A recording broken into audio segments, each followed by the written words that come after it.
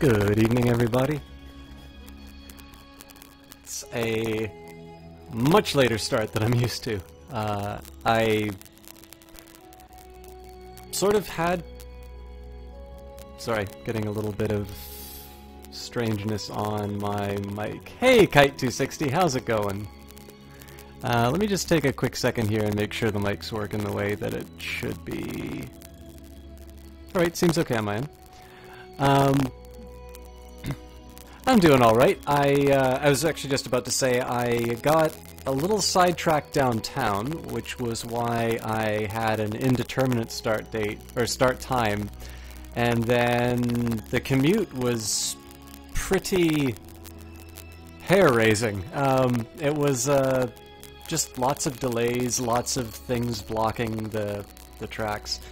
But we got here, so we're ready for some Endless Space tonight. I got a couple of things in the Steam sale, which I was wanting to try out, but that doesn't... I mean, some of my purchases I've been making have been with a mind to having some different things to do throughout the year, so there's really no rush in terms of playing any of those titles, and Superior Blaze is being kind enough to host us tonight, and I kind of owe him some more Endless Space.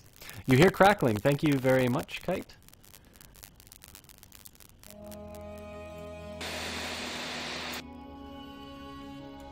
That will hopefully fix the crackling problem. More importantly, though, how are you doing tonight?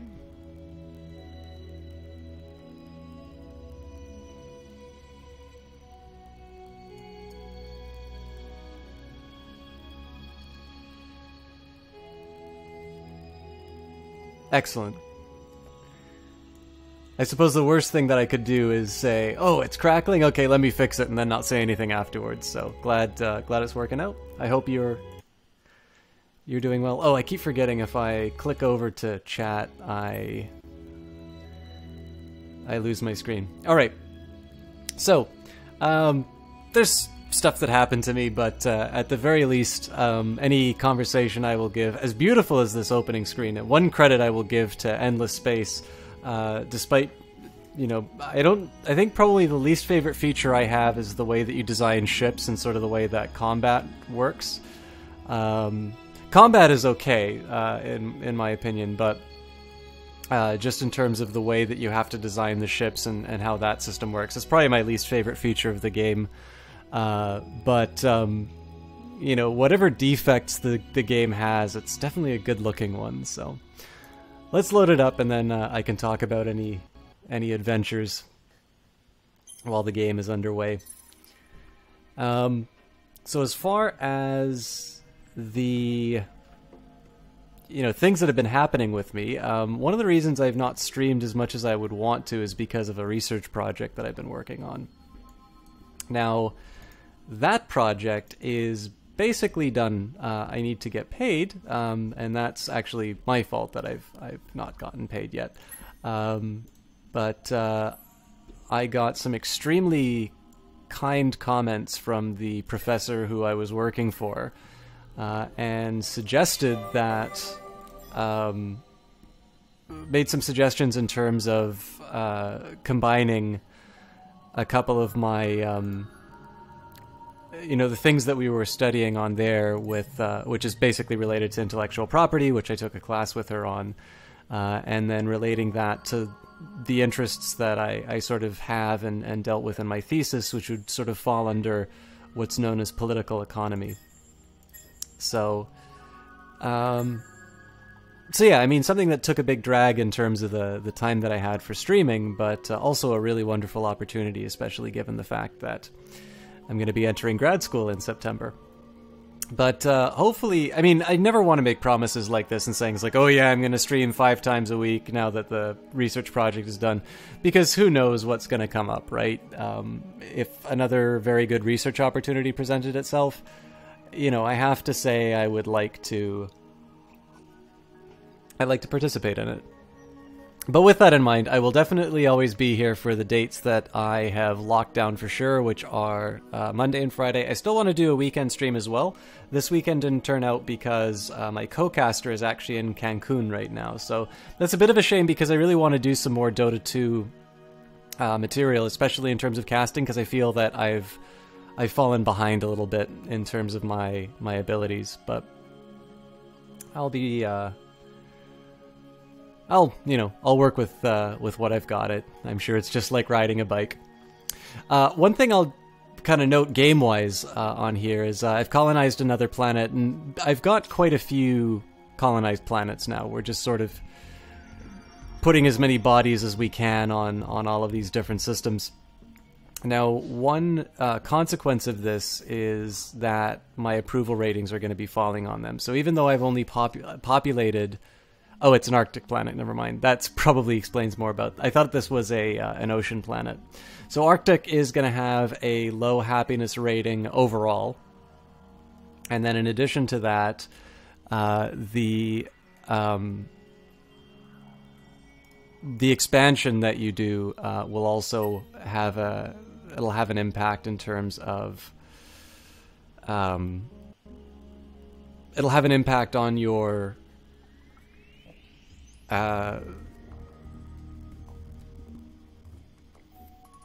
it's hard to explain what I mean by that. Like, so there's individual planets, all of which have their own sort of weighting in terms of this overall approval rating.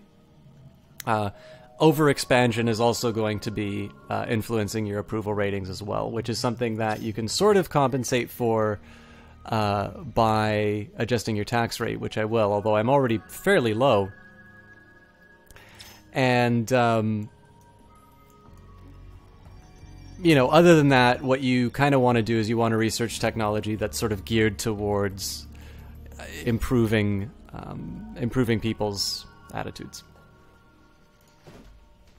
So let's do a bit of a review in terms of where we're sitting at as far as these systems. I've got sort of two fleets protecting this entryway. Now, the way that this game's going to work is when you start off, fleets can only transport themselves along these routes. So this represents kind of a nice choke point. Arguably, this would be an even better one because it's a single source. The catch is that these sort of wispy trails are wormholes, which are a different mode of transport, and you actually need to research a way of going across them.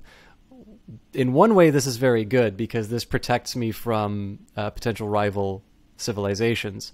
But in another way, it's kind of bad because I'm locked into my current area.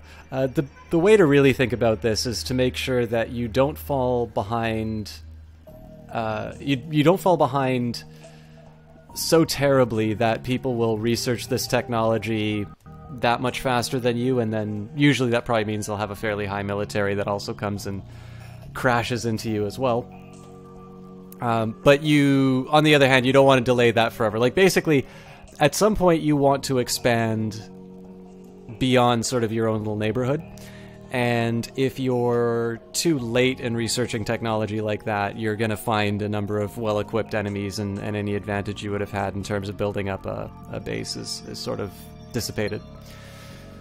So let's just kind of read through some of the material on here, and then I'll review sort of the state of my planets and what I intend to accomplish with all of these. Game event. If it was easy, it wouldn't be interesting. Congratulations on your first settlement on an advanced and difficult planet type. It is a doorway to greater witchers and, of course, greater risks. So this is likely in reference to my colonizing an Arctic planet.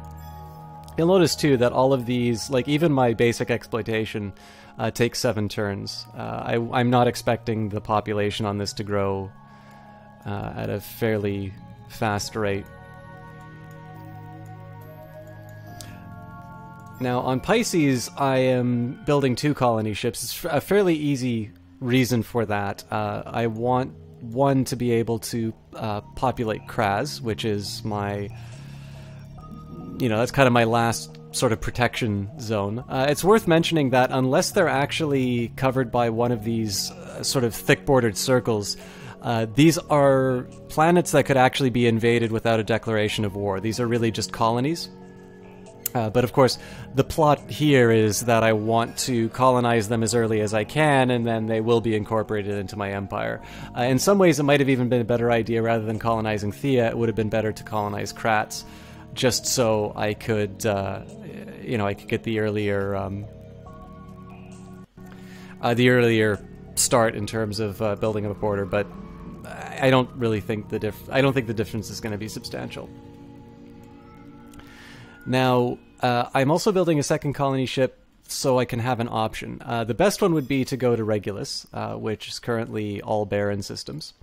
But another option is this yellow sun over here, because, of course, this is my nice little choke point once I do Applied Casimir effect, which is it's the technology that will allow you to travel across wormholes. So I could, keep building more and more colony ships, and, at some point maybe I will.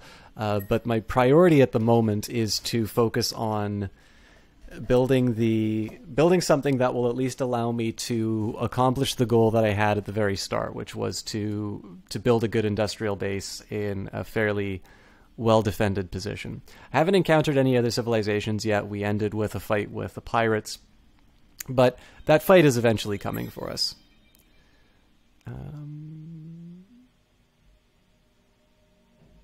All right, it's already colonizing that.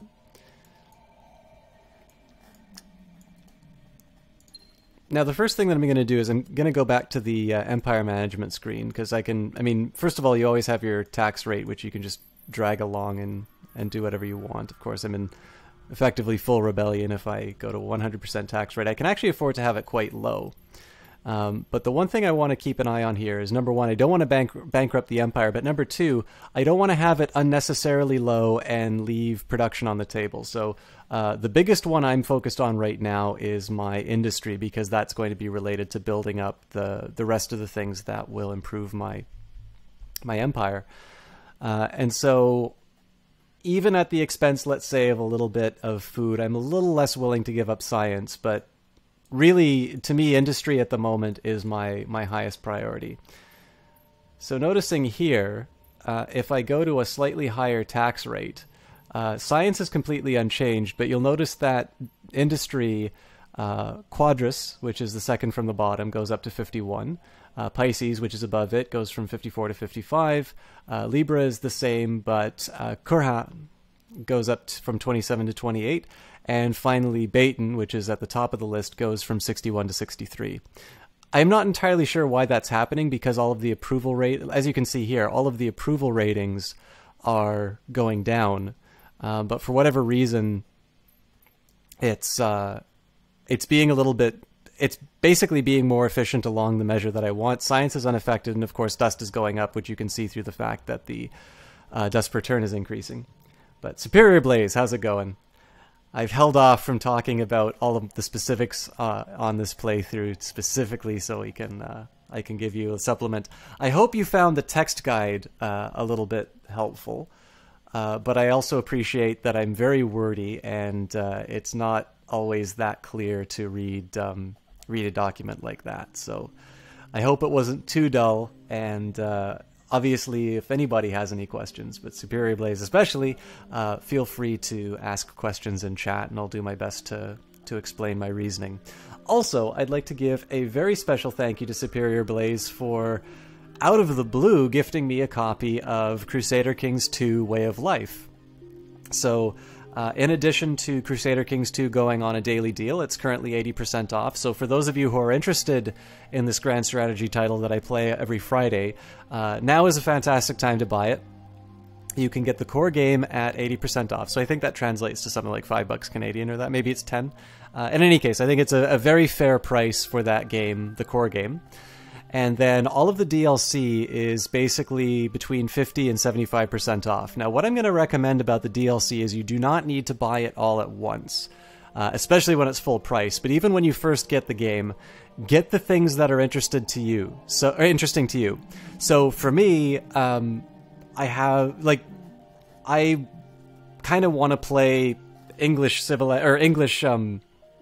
kings and counts and dukes and things like that, because that's, my background. It's what I know relatively well. But my Muslim friend is clearly much more interested in running a caliphate. So he would want to get the Sword and Crescent. I think that's what it's called. He'd clearly want to get that DLC first, because that will allow him to play a Muslim. In my own case, I'm a lot more interested in Republican government. Not Republican like Mitt Romney Republican, but, the idea of a merchant republic like Venice. That's really interesting to me, so that was one of the first pieces of DLC that I got, which was the Republic DLC. So what I recommend for a game like that is buy the DLC that interests you when it goes on sale, and then just build it up, because each piece of DLC that you add to that game adds another layer of complexity, which can be very rewarding, but clearly you are just going to leave so much of that value that you bought on the table while you try to figure the game out. And thanks for that, Superior Blaze. So, well, thank you both for the game and for the comment on the guide. So, now would be a good time for me to review what I'm doing on each of these planets. Right now, this planet is using geo-industrial plants. My exploitation is an industry-based one. The reason for this is that I can't colonize lava and asteroid belts, and I've got maximum population on this tundra planet. So if I were to be working on alien grafting, the food resource, that would be wasted production. What I could do alternatively is atemporal finance, which will give me +2 per person on a planet. Or I could also get +2 per person on an Arctic planet and +2 per person on just a regular planet for science. Obviously, this is tundra, so it's not going to be affected by either of those. But in this particular case here, I went for industry just because that is going to speed up the production that I have. Of course, as it happens, I'm getting +2 per person on the planet and then +1 on tundra. So basically +3 per person for this current exploitation. So Extreme Option Exchange is researching quickly. CIS-OORT satellites is basically increasing the borders. So when this ceases to be a colony and it becomes part of my empire, that's going to be done a little bit quicker. So basically the exploitation I chose here is to ramp up production. Once I've got maximum production, then I could consider switching this to something like science, or I could stay in industry and use it to build my fleets. Next up is Libra. So this is actually a really good example of how you can check out a planet. So first of all, this is just a really good looking game, so you can admire the look of the planet. One inefficiency on it right now is that it's got maximum population, but it's still currently using alien grafting as its exploitation. So you've got xenotourism agencies right now. I'm going to add geo-industrial plants, and I'll do that after xenotourism agencies because it's only 2 turns where I'm waiting for that. But basically, I'll do the same thing here. Extreme Option Exchange and CIS-OORT satellites, basically so that I can get... improve my dust collect, or well, in this case, it's trade routes. So I'm not actually gaining the major advantage from it right now. But once I start interacting with other civilizations, this can be a pretty substantial boost, in my opinion. And then the CIS-OORT satellites, again, it's to improve the state for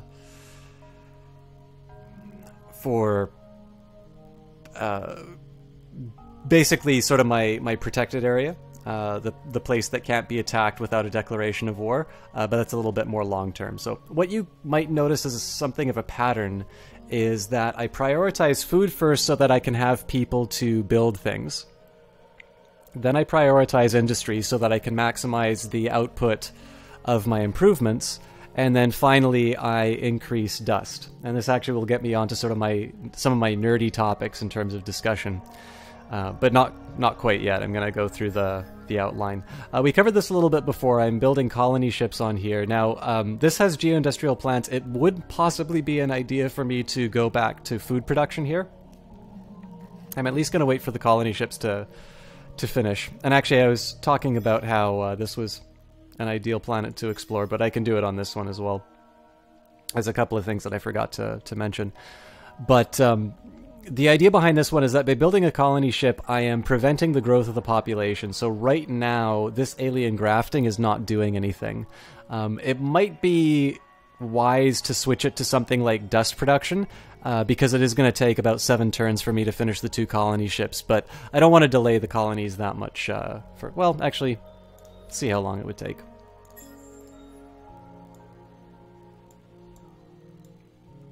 So atemporal finance actually only takes 1 turn, so in this case I am going to switch it over. Basically, anytime you're building a colony ship, just like in Civilization, your population growth is going to stop. So it makes sense to sort of retool your production to accommodate that. Blood, how's it going? I think Superior Blaze has a monopoly on killing me, but only conditional on me not continuing Endless Space. So I'll talk a little bit about some of the things that you can see on the planet view as opposed to the system view. So this is kind of the broadest overview that you can get of your empire. One of the things that is nice about this planet level view is you actually get to see what some of these other improvements are. So if I go to this view, I can see that there's titanium. I can even put the mouse over it to get an idea, but it's sometimes helpful to know exactly what planet that resource is on. So titanium, that's going to increase industrial output per person. So right now I'm getting 3 industrial output that I wouldn't have gotten if titanium wasn't on there. If I have this resource in abundance, which means I have 4 different sources of titanium, it will be minus 30% industry cost on modules that use titanium. So basically things that require titanium cost less. Basically you have a monopoly on that resource. So in this case, I currently have 2, so not quite there, but we're working on it.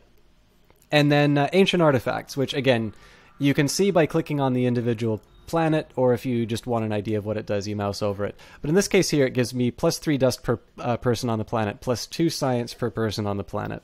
So this is a great example of a planet where if I wasn't building colony ships, I would want to prioritize food as much as I could. Because even if, the jungle itself isn't giving me that much, the presence of ancient artifacts and titanium make this an extremely valuable planet as far as its production is concerned, which is also one of the reasons why it's built all of its improvements first. So in this case, there's also a little bit of fluctuation. I'm using up population to make these colony ships, but the reason for that is I've already built everything else on it. I could also add a sys-OORT satellite on it, but that'll come at the end. I want to improve the population first. Thea is the planet that we just colonized. Again, it's an Arctic planet. There's no other food growing planets in the system, so this is going to be a really slow growing one, and it's got a very low approval rate just because it's a frozen wasteland. But it is mineral rich, so once I do load up the colonist, I'm going to be getting 12 industry per turn. Just for the fact that there are 4 people on this planet. So again, alien grafting prioritized. I didn't really want to do sustainable farms. It does give me plus 1 food per person on Arctic, which is nice, but I'm not entirely sure it justifies the 2 dust per turn. That would basically eliminate the dust production on this planet, and I'm okay playing a slightly longer game. One thing I could do as well is spend dust to speed up the production of the exploitation, but it's not something I'm actually going to do. Kura is I think this is an interesting example of a planet. Actually, one other thing I want to do, so this hero is currently on a planet where it's sort of maximizing all of its production, so I actually want to change that. So I'm going to unassign him. Now, he's not really geared towards improving systems, but it's at least better than nothing. It's currently in strike, so I kind of want to at least have a presence here and do as much as I can in terms of improving the state of my civilization. This is a system that sort of by all rights I should be ignoring because, you know, it's just got so many of these negative features: mineral poor, EM radiation, you know, they're Arctic, they're arid, they're tundra, like they're not happy places to live. I don't have a lot to commend them, but they do have a lot of luxury resources. So when I research the technology that allows me to take advantage of Jadonics or virtual artifacts, all of a sudden this goes from being sort of the armpit of the universe to a really great source of happiness throughout the Empire. So it was sort of a long-term play that I made here to colonize it as quickly as I could. Ingress is kind of its own thing. I mean, I'm working on its exploitation right now, alien grafting right away. It's probably going to be done before I know it. Like one more person and I'm good. It has a solar farm, so in this case it's increasing the approval. Oh. Looks like I actually need to pay to...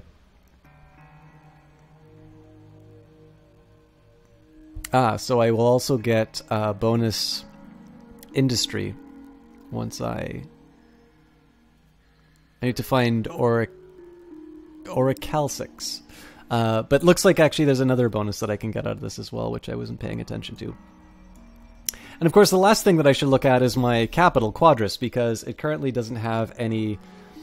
It doesn't have any production, so it's got alien grafting on both planets. That's completely fine for me because they are. This is an area that I want to have full population before I do anything. I don't want to build any of these military improvements just because they're a drag on dust, and I don't think I'm going to be invaded in these areas, so right now that would be wasted production. I am going to do the Cis-OORT satellite, though. And then effectively what'll happen next is once I've got maximum population in these areas, I will realign their... I'll realign their exploitation so that I'm accomplishing a little bit more. It might make sense to do science on these because I don't see a lot of reason to build ships off of these planets.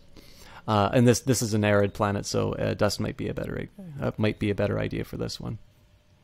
Again, we don't need to decide these things. What I'm going to do though is I'll also remove this hero, and in this case I'm going to go to this screen and basically look for the planet that kind of needs the most help. I'm thinking that's Thea. And this is actually a hero that has got improvements in terms of their ability to get things built. So I kind of want to push Thea along just so that their exploitation for food runs a little bit faster. It might have been an idea to move this hero onto the planet that's currently on strike, but the thing is that that's just going to improve the speed at which I colonize an Arctic planet. That's just going to hurt the approval rating. So what I would do if I want to move the hero, when I would do that would be at the point I want to start building some approval increasing improvements, and I haven't researched any of those yet. So I'm sort of putting this hero in the area where I think they're going to increase my productive capacity the most. How do I keep the overall approval rating on a star system with terrible planets so you take advantage of the luxury resources? Well, first of all, the luxury resources will provide happiness on their own. So one of the first things that I want to do is, let's just take a look at the places I've colonized. So we've got Jadonix. Actually, it's just that. Voidstone and virtual artifacts they're going to be later because these are gas planets and asteroids. So in this case, let's just focus on Jadonix or Jadonix or whatever it's called. So what we will look for here is basically any of the technology that's white. Normally it's on the left or on the right. And are these looking familiar? Nope, that's Eden Incense. You can also use this keyword finder.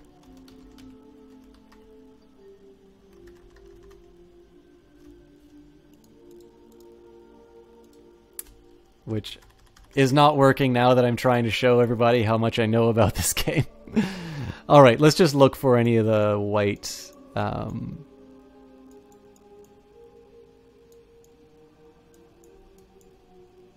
buttons. Oh, here we go. It's actually in the southern part here.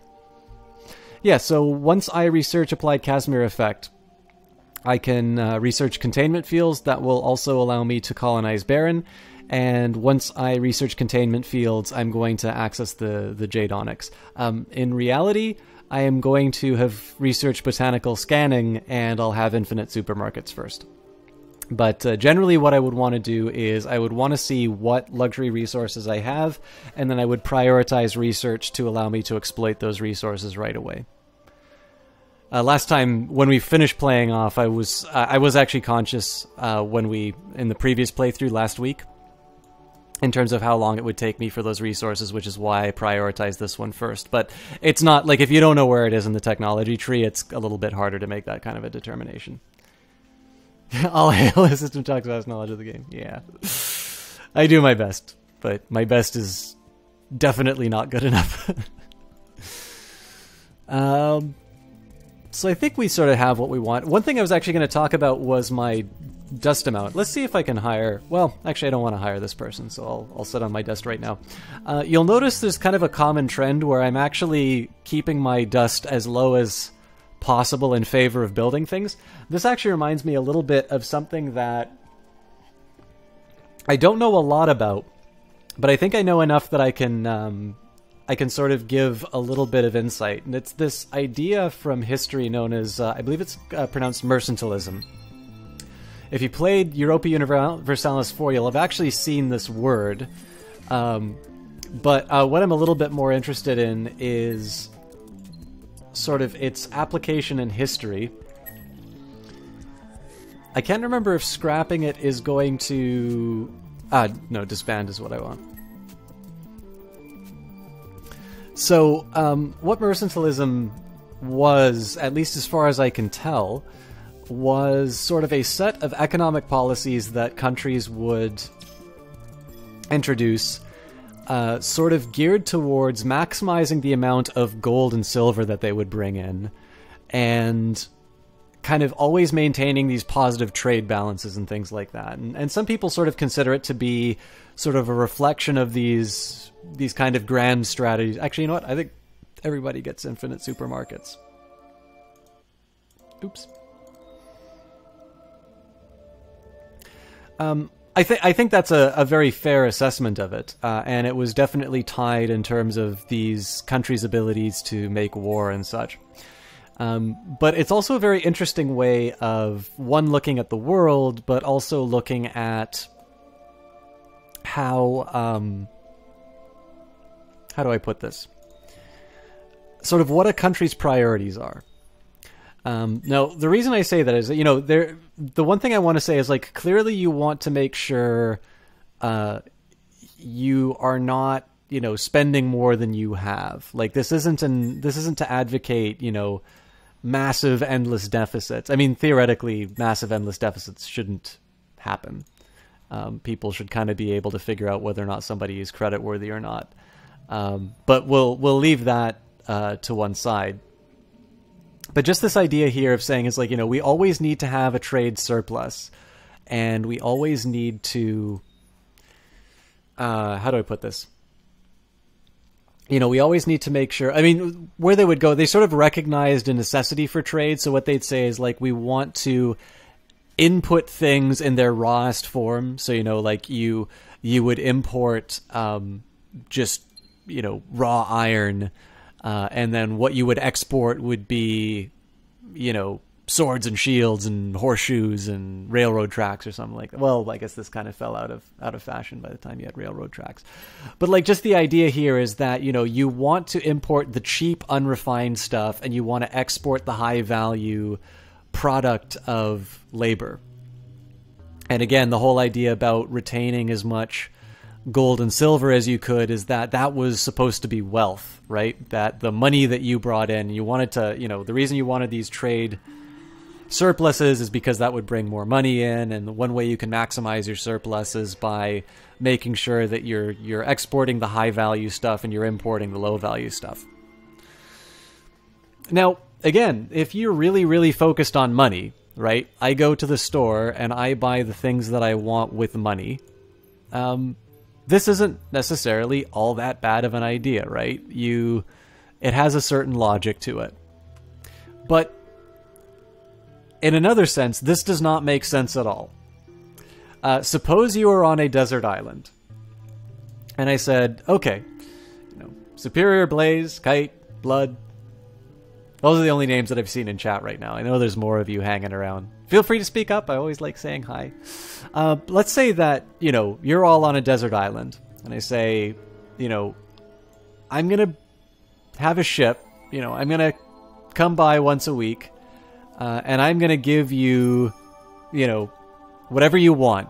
I'll give you 10 units of whatever you want, and that'll be, that'll get you through your time on this desert island. I suspect to a man and woman, you are not going to say money ever. You want the things you can get with money. You don't necessarily want the money itself. Money is the means to an end. And so that's why mercantilism, I think it's mercantilism, is criticized in Adam Smith's famous work, The Wealth of Nations. Actually, it's worth mentioning, obviously I'm the econ guy, but Adam Smith was much better known for his philosophical work, the Theory of Moral Sentiments, and then his popularity through The Wealth of Nations came a little bit later. But in this case here, Smith he wasn't the first, but he made a very strong criticism of this system.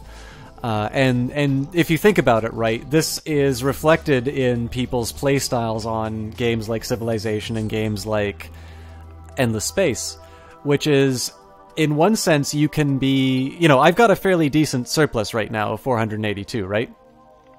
Or, well, my surplus is 51, but my dust is 482. And in some senses, I want to make sure that I have at least something in the bank, because one of the strategies I'm going to employ is the ability to upgrade my fleets very quickly if an enemy has adapted to a strategy that I'm using.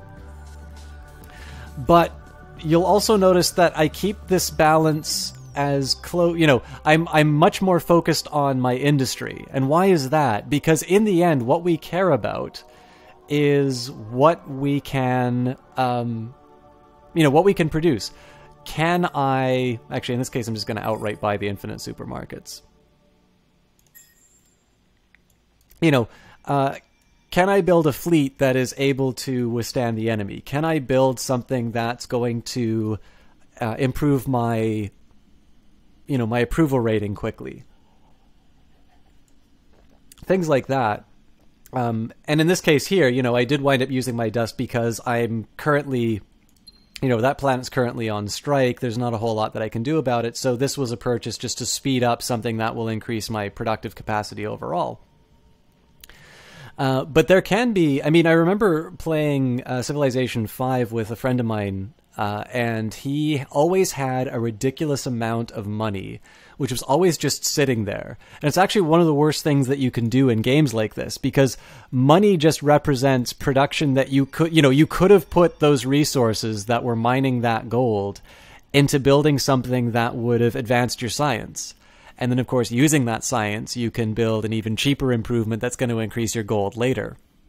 And so he would always sort of wonder why I was so broke at the beginning of the game, and yet I was just running, heads over heels. Head over heels. That's not what I intend. I was head and shoulders above him as far as in terms of my money later on in the game. And then he'd just try and wipe me out early, but I also have ways of dealing with that. But basically, it was, eventually I kind of explained to him effectively what I'm sort of explaining, more failing to explain right now, which is that, money is just the means to the end, right? The money itself is not the point, and this is where the mercantilist view sort of failed, is it put a lot of focus on the fact that you buy and sell things with gold and silver, so it wanted to hoard that.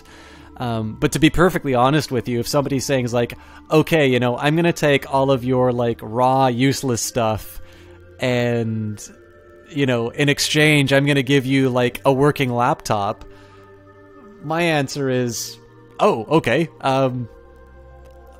I'll very happily take that off of you, off of your hands, right? Like, you can definitely enjoy this unrefined iron ore. I'll play my video games on it. Again, this is very hand wavy, not very. This is, you know, I'm sure if I were to have any of my econ profs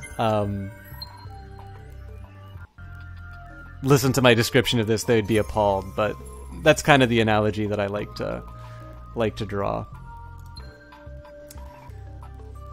Oh dear, I gotta wonder what I said for the failfish emote. Alright, so we did high energy magnetics. This is an important one here. It reveals antimatter, so possibly some of the... Well, let's see. Yep, we have one planet that has it. 2 planets. And then next up we're researching sustainability, which I believe just gives us... Yeah, it just gives us access to desert planets. But it only takes 1 turn, so...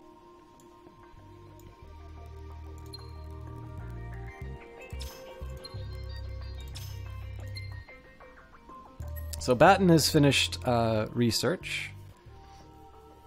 Now again, one thing I'm not going to build here is epigenetic crop seeding.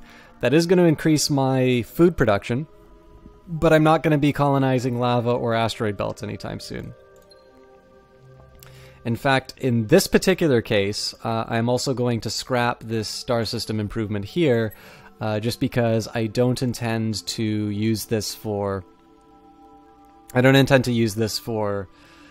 colony ship production, so it's going to be something that will save me a little bit of money. I am, however, going to build the interplanetary transport network, and then we could decide whether or not I want to continue using industry on this planet.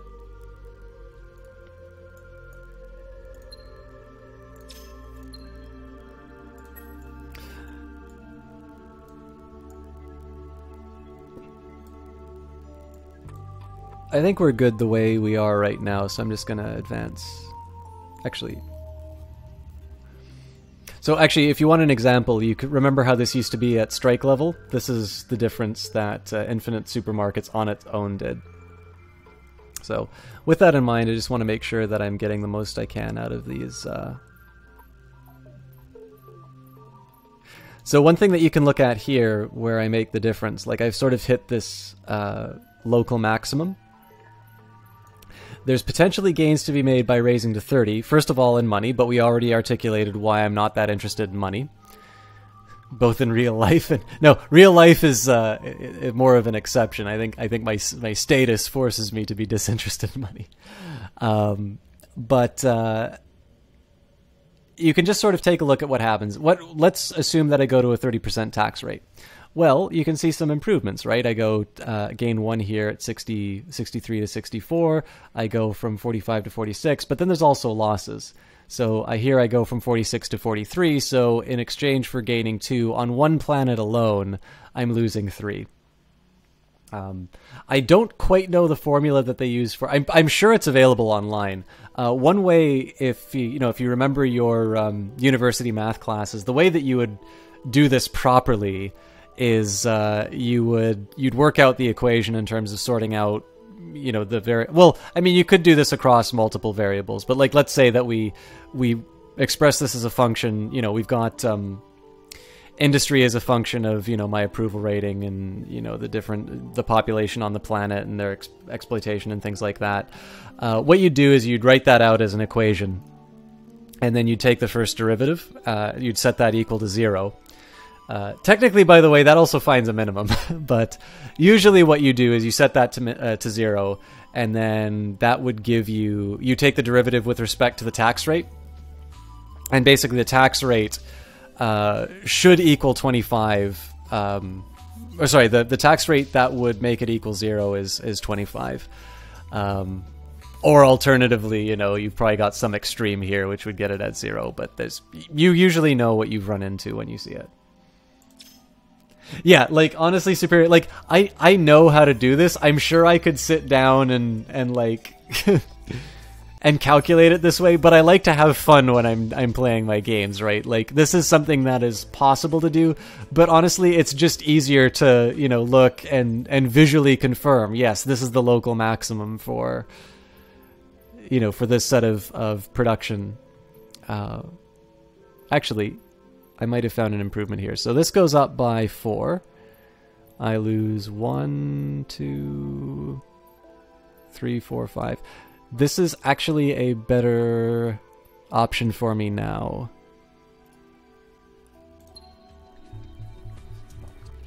Galactic event for my faction only.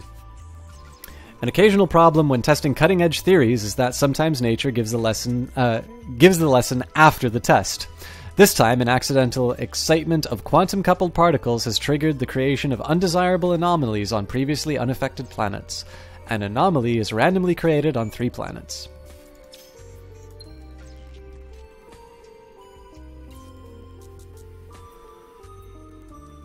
Hey, Freighter 5.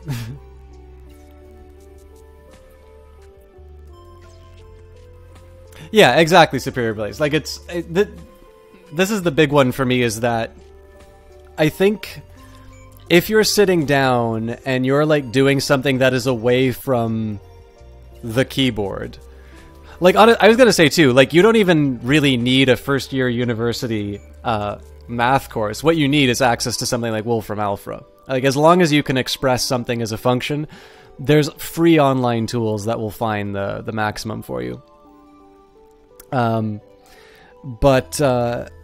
Like, to me, the only time I've ever really done something like that is when I'm sitting down and thinking about it in a very abstract sense. And then I think, okay, well, here's something that'll clarify my thinking, and then you just sketch out a calculation. Like, especially if I'd be playing this, like, online with people, like, I think people would be justifiably angry with me if I actually tried to do a derivation in the middle of a game.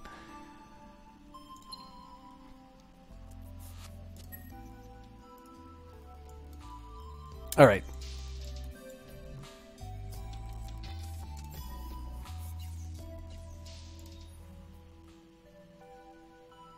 So one of the anomalies we got was high gravity, which is hitting me on my approval.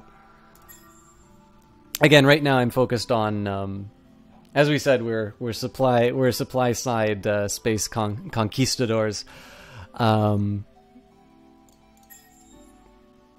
Definitely heavily focused on industry right now, and again, it's basically just so I can have that initial edge. I don't believe I have the technology to deal with any of these. With any of these anomalies yet, so instead I'm just going to focus on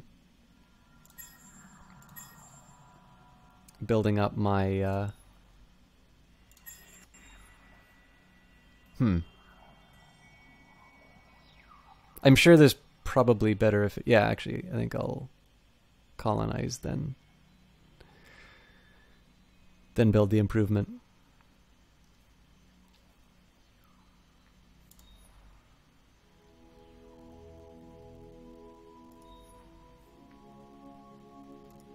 Ideally, I'll have maximum population before I encounter any other civilizations. And again, like, the whole plan behind this is just to have my industry in place so that I can be focusing on either research or on research or the production of fleets to kill my enemies.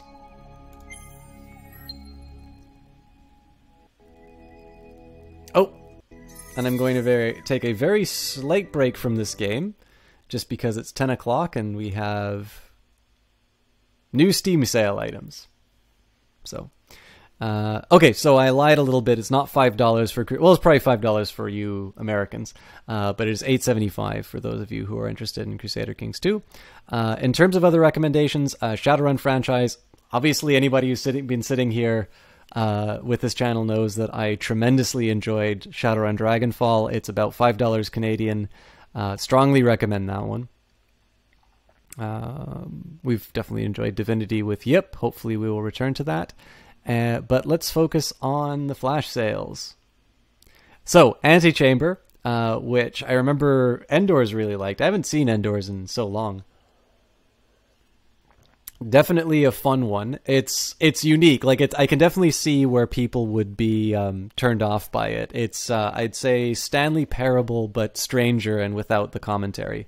But 90% off. You're obviously not going to do any better. I really don't know about a lot of these. Sanctum I've never played. I got that in a Humble Bundle. Actually, a lot of these I got on a Humble Bundle. I got To the Moon in a Humble Bundle. Burnout Paradise? That has to be a Humble Bundle. I've never played games like this. Typing of the Dead I don't really need. Magic might be kind of interesting. I like the original Magic, and 373 is not bad, but I don't know. I don't know about you guys. I'm not that thrilled with these flash sales. For those of you who are looking for something a little new, Cook Serve Delicious is, I'll call it like a mobile game. So it's very, like it's very straightforward. You basically just build, like you run a restaurant, you build your, your dishes, what your customers want. I think it's got wonderful sound design on it. I think it's a very charming game. I've played it on stream before. I like it. I have fun with it. And honestly, for $1, like it's a game that I think is, I would be recommending the game at more than $1. So those are the best deals that I think are on there right now. That's all yesterday's stuff. And let's just take a quick look at what we've unlocked in the summer game before we go any further. So Driver, Dino D-Day, Take on Mars. I was a little disappointed in the fall, if I'm totally honest. Republic Remastered I know is a Unity game, but I don't know. I think if you want my opinions about what you should probably be prioritizing, assuming you like Grand Strategy, Crusader Kings 2, if you prefer XCOM-ish sort of things or you like stories, definitely Shadowrun Dragonfall. I cannot over-recommend that title. Never played Dishonored, so I'm told Dishonored's very good, but I'm a Mac user, so. Antichamber's okay. Again, that one I am a little cautious on just because it's a very strange game, but if you like strange, I recommend it. And possibly Magic, but honestly, like with Hearthstone and Infinity Wars available as free-to-play games, it's very hard to recommend games like that. I guess let's go for the previous stack of...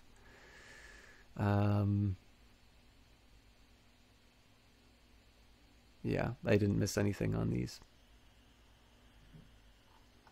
Come on, Superior Blaze! Alright. We're back here for... Endless Space, though, so...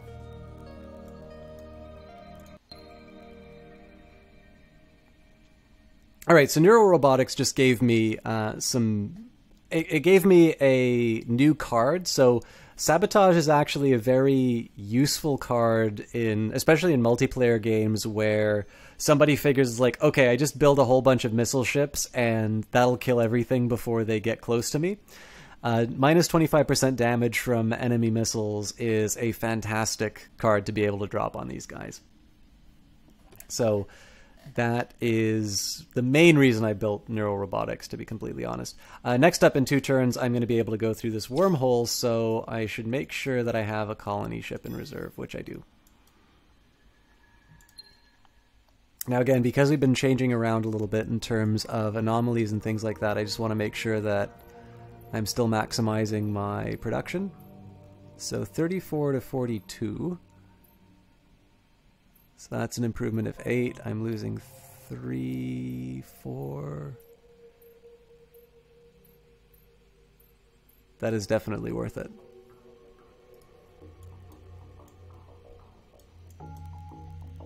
By the way, Superior Blaze, I apologize for not remembering this, but a couple of nights of chats are running through my head.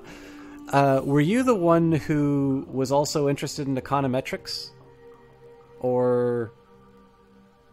I know one of you was an econometrician. I just don't remember which one. Will the econometrician in the house please speak up?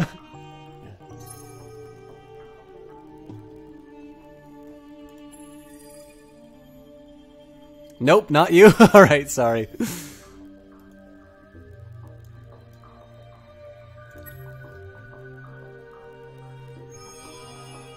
Oh, hello?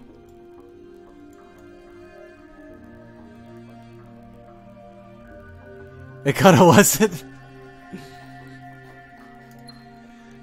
You are not alone. Beginnings are delicate things. Friend or foe, ally or enemy. You have made contact with another spacefaring species. Treat them as you would have them treat you. We'll stick with nucleonics and nuclear reactors.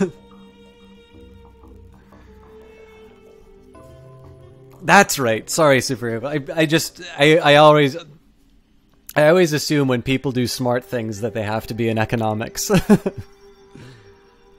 Sounds like a made-up word to you. Yeah, well, I mean, okay, so now that I've introduced the term,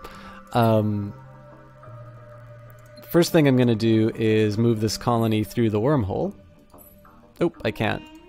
But what I can do is I can move my defenders. Or I would if I had the technology. I'm a moron. So, most people kind of know what economics is. By the way, so remember how we were talking about influence? This is the big advantage of this strategy, is that even though Ingress is not yet a full part of the Empire, they are under the sphere of influence of Quadris, which means that this is clearly just a scouting ship. But basically, if I wanted to... Why am I building sustainable farms? Wasteful. Basically, if let's imagine that this was like the full 12, like super badass, we're gonna kill you kind of fleet. I would basically be able to stop them from. They would have to declare war to be able to take this planet, not because this planet is sort of fully formed. But because it's under the sphere of influence from my capital. So this is one of the advantages of building out your influence. Oh, dude, that's like 2015 and probably for the last, God, decade or two.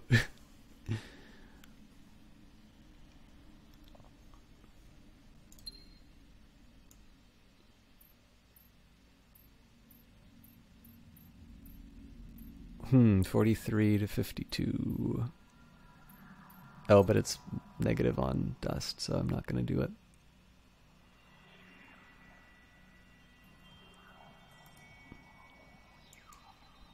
But yeah, so econometrics, basically, most people kind of know what economics is, or at least they have an idea of what's entailed. Either they've taken a class at university, or they hear these very serious people on the news talking about what is supposedly economics and these sorts of things.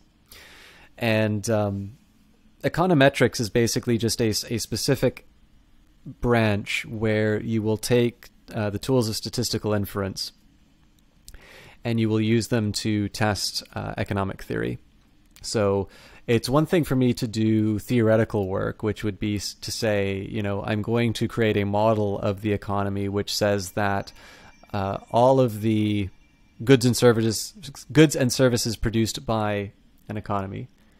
It's me every day doing your undergrad work. I could say that I'm going to boil down the production of goods and services, or as Adam Smith calls them, the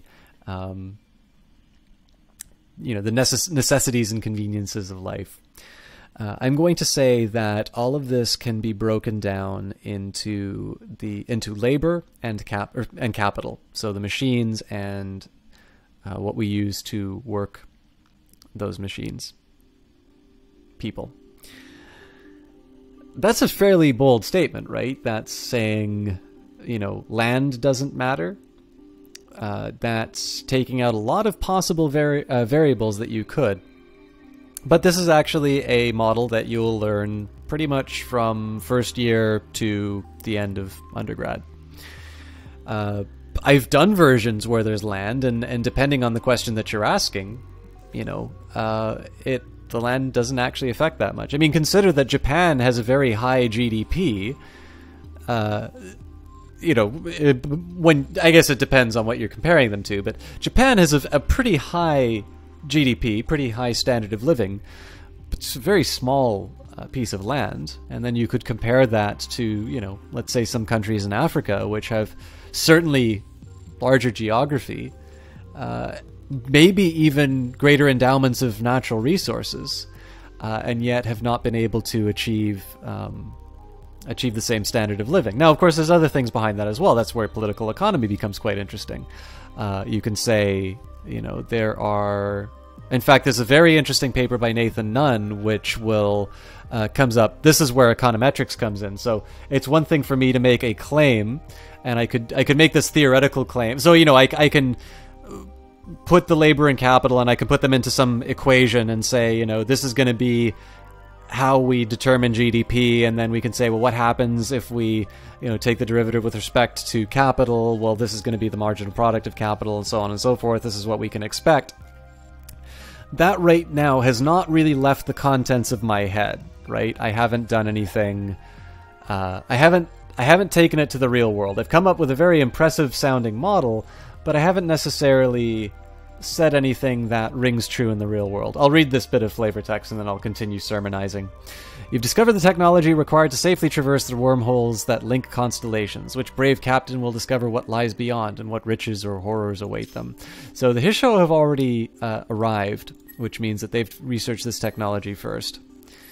So I kind of need to stake out my claim pretty quickly. Now this is absolutely ideal because this is a sort of a three-way intersection. So I'm going to colonize that right away. I think huge arid is the best way to handle that. And I'm going to move this fleet to block it off.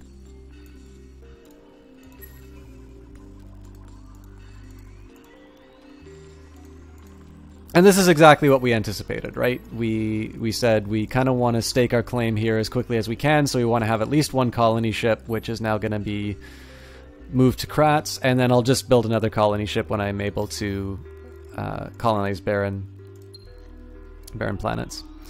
Alright, so we've colonized Ida, another alien planet, and additional alien ruins. One cannot but wonder how many peoples rose, flourished, and fell in the silence of the galaxy. Plus 25 industry on star system Ida for 1 turn. I'm actually going to hold off on that.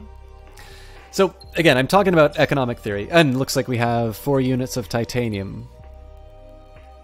So in this case, I'm going to be gaining some... I'm basically going to be gaining some bonuses because of my abundance of titanium. And looks like Batten has sort of maximized their usefulness. So at this point, I don't really want to... Well, okay, let's just think about this. So if I have... How much is it? So +2 each person on the planet, +1 on Tundra, so that's going to be +3 per person. I've got 4, so that's 12. And if I turn industry into science, 33%. So that's going to be about 4 science. If I... Oh, +2 per planet, that's obvious. So... The other thing that I could actually do... No, here.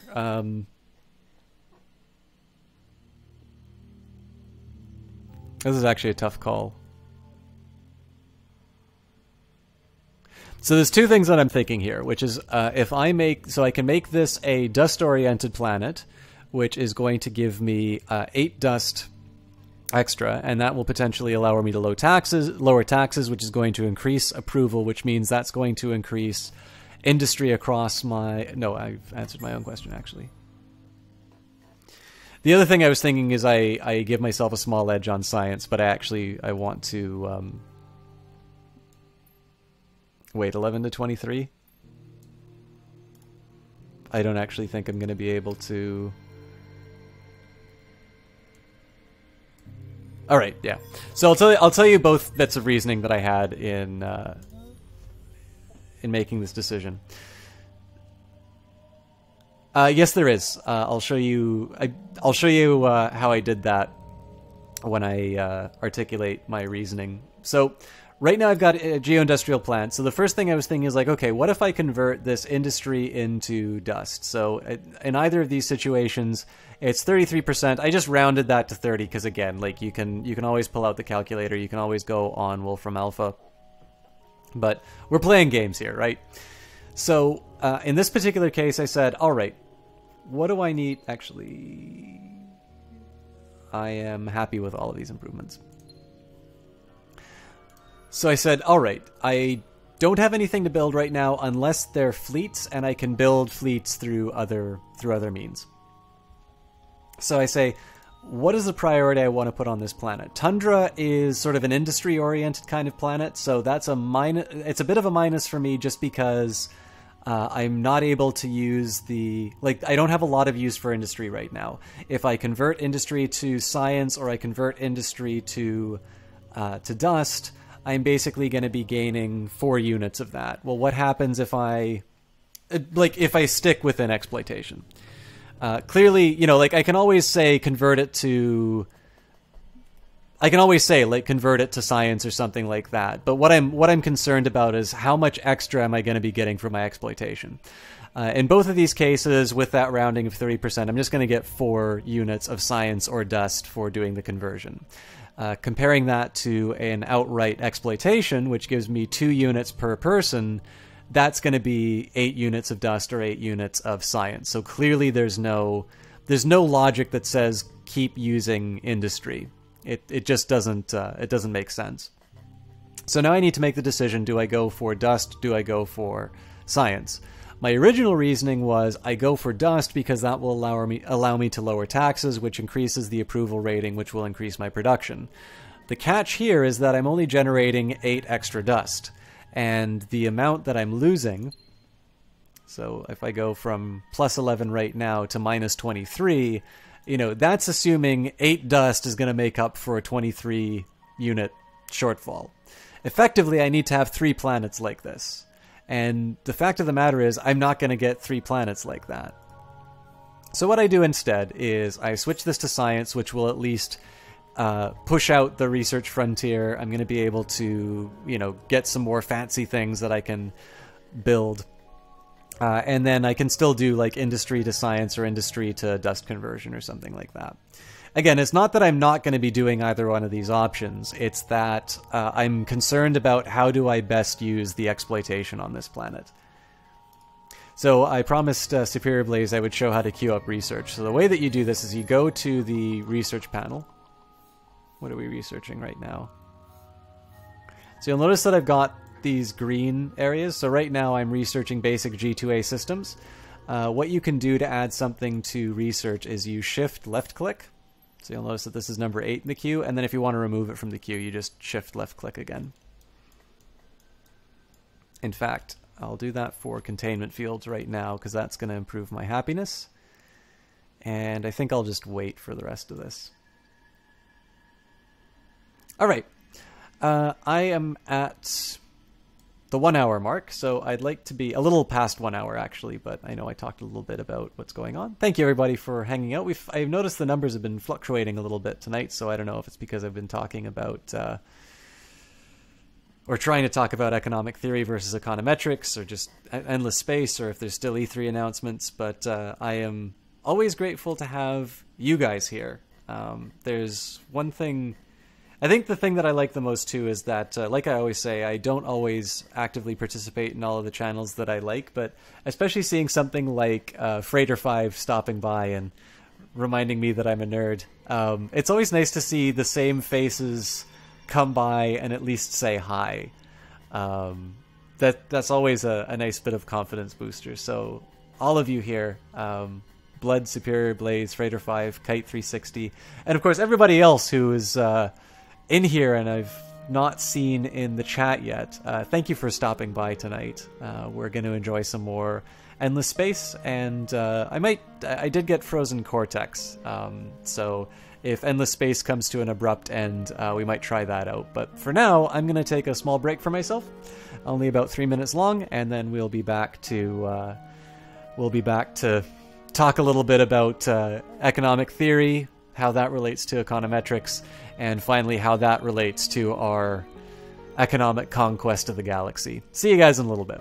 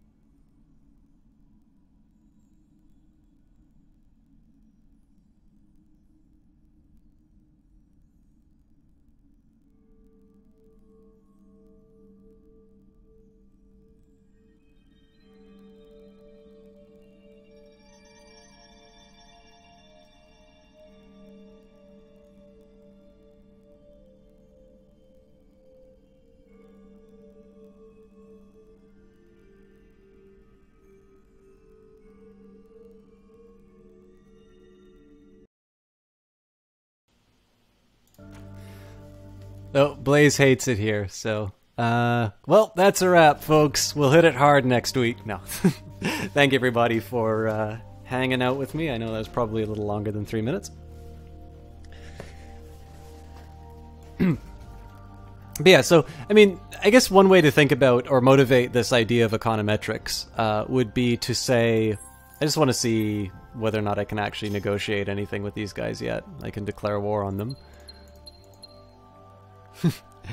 Yeah, I got nothing. So, I mean, again, like, there's all this economic theory I can talk to you about, right? And, you know, I gave you this example of saying that I am going to claim that I could describe the production to a high degree of accuracy, or you know, just generally give you all the salient features of our economy by looking at the relationship between labor and capital. You know, this may be true, and this is also not to ignore the fact that, you know, forgive me if I'm a little, hello? Looks like we finally get to see some more combat. So these guys are equipped with beam weapons as well as... Oh, well, actually we had that problem last time too. Okay, I'll finish the thought and then we'll go into combat. So, you know, the idea here is that I've got, you know, I don't think it would be too immodest of me to say that I've built up a little bit of goodwill with you fine people, and that, you know, if I'm going to make a certain claim, I have at least a little bit of reputation to bank on in terms of, you know, all right, well, you know, he seems fairly trustworthy, he seems really interested in this stuff, so, you know, we'll give him the benefit of the doubt. It seems plausible. Now, clearly, I couldn't just assert anything. I couldn't say that the moon is made out of cheese, and, you know, I've studied these things, you know, you have to believe me. You know, at that point, you know, your common sense kicks in. But, you know, you would also be very right, and of course everybody should be encouraged to do this. I'm sure Superior Blaze, you probably, I'm assuming that if you are doing work with anything that says nuclear in the title, you are going to do a physics course, and probably you haven't heard very often, but probably you should hear, you know, I don't agree with the assertion that you just put on the board. Could you please explain it to me? But, you know, at some point people are going to disagree with certain properties of economic models, right? We've had I mean, we were talking about the mercantilists and how wrong they were. They had models, maybe not as formal as we did before, but certainly they were making some claims about the way that the economy worked that we fortunately don't follow anymore. So, in this case, you want to take... And again, this is not to say that theory isn't good. I believe you need both. But if you, like, just think of the term econometrics, and you break it down into those two parts. So most people know what econo is. You know, they get the econ part. And then metrics. Well, we use that in everyday conversation, right? A metric is a measure. You know, I am in Canada, and so we use the metric system. It's all the same thing, right? It's just a measurement. And so in this case, it's when economists take certain propositions to data. And so, you know, I can say, I will claim that if a country has more capital, it's going to increase the amount of goods and services that it produces. It makes intuitive sense. If you have more machines to build things with, you are possibly going to see higher production. But what happens if we take it to the data? And then, of course, you have the tools of statistical inference to maybe make some more refined statements. You know, it's not just enough to find a correlation between two things. As a social science, we're definitely interested in causal effects. And so is there a way to observe things about the world and make certain statements about the way that, you know, the way people are responding to certain incentives? A very good example, and a very contemporary one, is how do people respond to changes in the tax rate? You know, I could say that, you know, let's all imagine we're all at the same tax rate, we're all working the same number of hours, we're all equally talented, and we all have the same preferences. So we could just represent ourselves as one, you know, if you pick one of us, you pick all of us. Why do I do that? Well, it's a nice way of simplifying it, so I can say, you know, one firm, one person, which is a very common way that we analyze these kinds of things. And I say, it's like, okay, well, I've gotten used to a certain standard of living, and now to finance some thing, and in fact, let's just say it's the worst, like, Tea Partiers' wet dream government project. Like, they just take all the money and they set fire to it. Like, it's not going to improve anybody's well-being. There's just a tax, which is just complete, wealth is extracted from us and there's no payback for it. This is clearly not the way government works. But, we'll do this for the sake of the example. Now, one claim that you could make is you can say, well, I am used to a particular standard of living. I now have a lower standard of living because, of course, I am taking home less income as a result of that tax. And so in order to restore... I mean, I'm never going to be as well off as I was before. I'm going to try and compensate by giving up some of my leisure in order to work more so that I can get some more goods. And then the next side that somebody would say, it's like, no, your labor is what's being taxed. And so, why would you work more when that's just, you now have less of an incentive to work. You're getting paid less, the government is taking more from your income. So why don't you just go and spend more time in leisure? This is an argument you'll hear all the time. Now, I've deliberately set this up to avoid the actual conversation of what some of these issues are involved in, because I didn't tell you what kind of tax it was. If it's a flat tax, nothing changes. If I just take $5 out of everybody's pocket, nobody changes their behavior. If I tax labor, that is a distortionary tax. But basically, there are two things that are going on here, known as the income effect and the substitution effect. And when I studied it in my macro class, there wasn't the shift was ambiguous. We couldn't tell for sure whether or not from the theory alone, we couldn't tell whether the individual would work more or if they would substitute into leisure in response to a tax change. So what you do here is you go and you take that to data and you say, okay, I would now like to estimate what the effect of a tax change is. But then you have these other confounding factors. The real world is messy. The real world doesn't present you, a bunch of clones. And then usually you're not able to go into the real world and say, hey, can I shut down the New York Stock Exchange for a month and see what happens? They usually don't let you run experiments like that.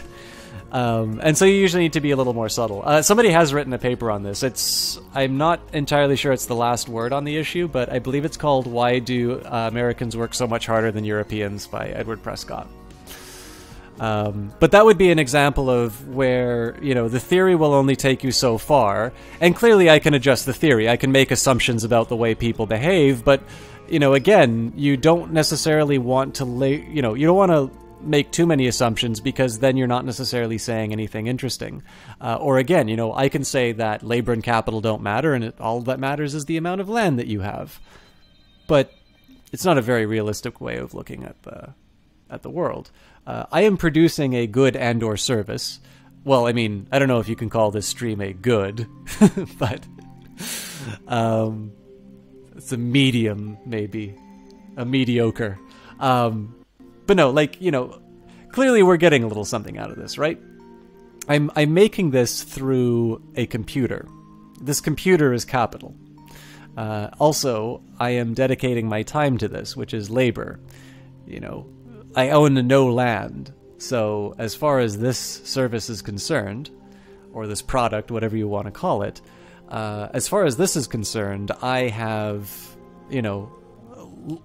I've given evidence that land was not relevant here, and that capital and labor actually were.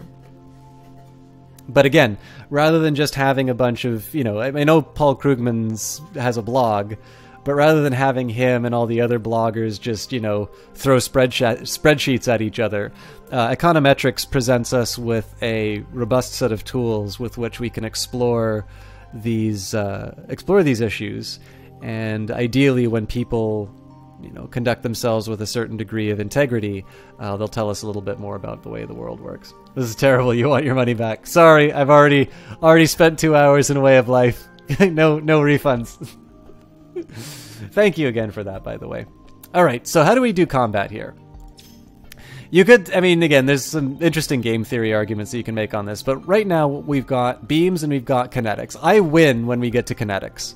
My deflect is 84, their kinetics is 33. What I need to worry about are the fact that I don't have any shields and they've got 26 in beams. So, how do I mitigate the fact that beams are okay at long range and great at medium range, potentially before I'm able to do any damage to them? Well, in this case, I want to decrease their accuracy. I could improve my kinetic efficiency and try and... I could try and overclock the weapons to destroy them early, but I am a little cautious, and again, I'd like to keep this forward. The other thing I could do is adaptive strategy, which increases my weapon damage, but in this case I'm just going to short circuit, and then maybe I will hit them hard on offense. Now, one thing to keep in mind is that they're also going to be playing some cards, so I could take a look and say, it's like, alright, what are they going to try and accomplish in these turns? And if I thought that they were going to do something like, let's say, tactics themselves, or sorry, adaptive strategy, which is tactic, then I might want to consider countering tactics. In this case, I would do an overclock. And this wouldn't necessarily be bad because they don't have any missiles, so I don't need to worry about minus 20 to anti-missile defense. So what I'm going to do is I'm going to start with sabotage, and I'm going to see if they do anything that might indicate what their second card is going to be. And if I get an idea in terms of what the second card will be, I might change my second. If they play this, it counters engineering, which is one reason why I'm avoiding the barrier, because in this case they're doing extra damage and my plus 50 armor per ship is cancelled. Whereas short circuit is sabotage. What counters sabotage? Well, engineering. You know, it's... I'm not too worried if they get plus 50 armor per ship, because that just puts me in the position where I'm able to hit them hard with my melee weapons. So let's do manual, because this is always fun. I always love watching these battle scenes, and there's 3 pirate ships in this one, so hopefully it'll last a little bit longer and we have more to look at. What? Is this how you get your money back? Oh my goodness. Superior Blaze. I don't think I can pause this. I'm going to say some nice things to you as soon as this battle is done. Is this how I get my money back, P? That is not how you get your money back. Oh, it does say Superior Blaze here. Okay, so for those of you who didn't see, it is Superior Blaze. Thank you very much. I'm going to shut up and we can watch the combat.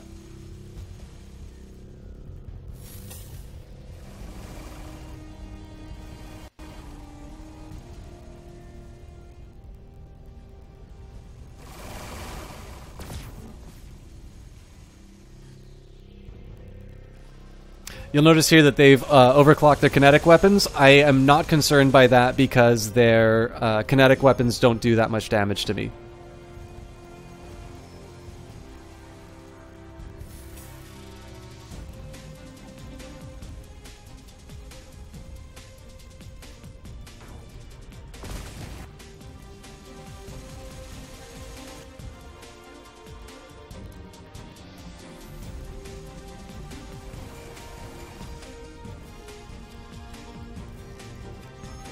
Okay, and now we hit them hard.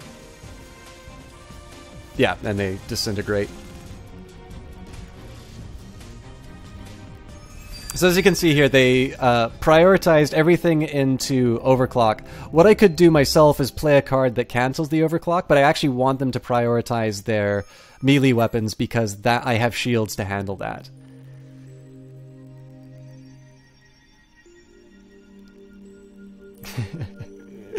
Alright, so, Superior Blaze. I don't know why it said anonymous on the screen, but Superior Blaze, thank you very much for the donation. I tend to notice that the last few times that things like this have happened, and I believe you were the last one to donate as well, not just through, oh, it doesn't go that far back, not just through Way of Life, which is going to do a ton to improve the quality of this cast, because Crusader Kings 2 is a very common game that we play, as I'm sure you know, but you have also given your hard-earned money. So one of the problems that I run into is the stream gets completely derailed when I do these donation things, and I'm trying to get a little bit better at accepting the very gracious compliments that you guys do. Thank you very much. You have hosted the channel today. You have donated games. You've donated money. You've donated your time, sir. I don't know what more you can possibly be doing for this stream. I am extremely grateful to have you here, but your financial support is also greatly appreciated. And it's I've been thinking a little bit about how to make this, you know, keep the stream going and give people the most. So your dollars will be put to good use. And I'm going to keep tight-lipped about what's going to happen next with it. So, what do we learn from this combat? Well, one, I'm not untouchable. So I've got a couple of ships here which are damaged. It's going to take a few turns for them to heal. That I'm not too worried about. Next thing is I need to start considering some beam defense. I don't want to go all in on that yet because I don't know what the Hisho have. And I specifically not engaged them in combat because they'll also learn what my outfits are. So the more I can sort of keep that that information to myself, the better off I am. I should actually be getting these scouts running around.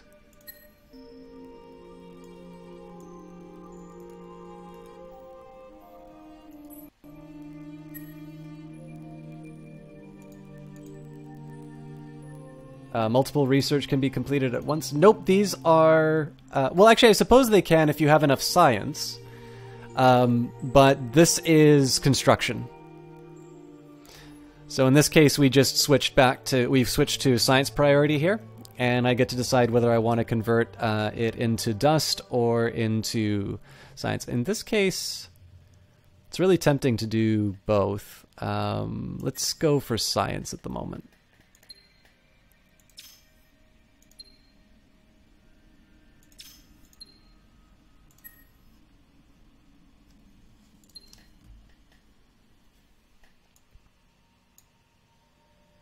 You just got 3 done at once. I was surprised by that. Yeah. So I guess what that means is that you've got it probably just means that you've got very high science output and probably a lot of very early technologies that you're researching.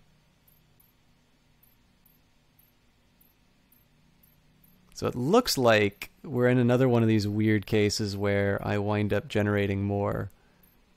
Oh, not quite. Actually, I suffer some pretty substantial losses if I increase the tax rate. So we're going to hold off. We're going to hold off here.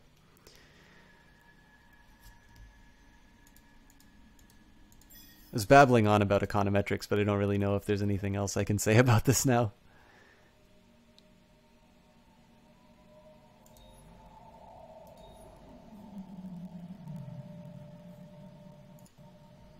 I think we're just going to stay with what we have as far as the as far as our improvements are concerned. That seems like your style of playing. You're more focused on research. Yeah, I normally, like in my case, most 4X style games, I have a very heavy research focus.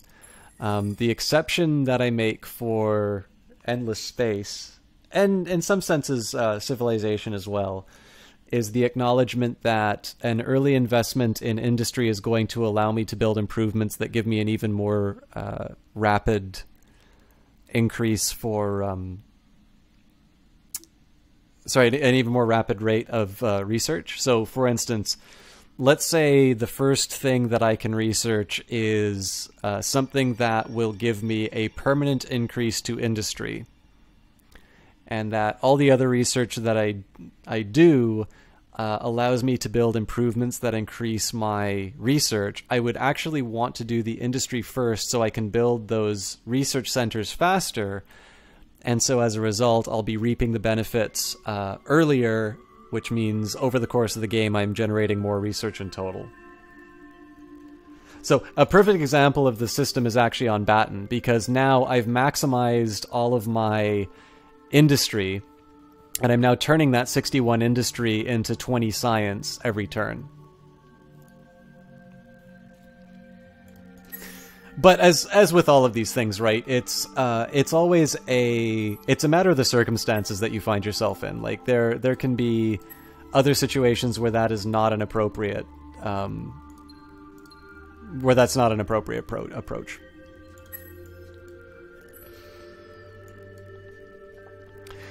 This is really tempting here, because like right now I'm colonizing Ita, but I mean,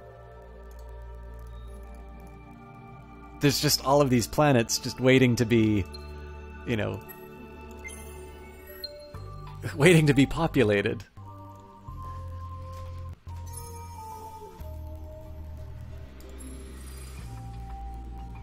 Omidor is another good one because it's got resources, luxury resources. This is a very tempting hero to hire. I think I'm going to go for it.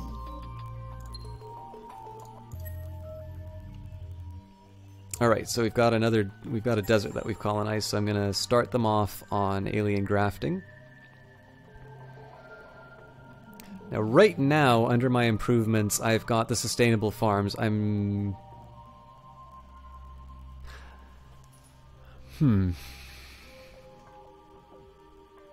I could do epigenetic crop. You know, I think no, you know what? It's not really... The time it would take me to build it and the cost, I think it's probably better that I just switch into science.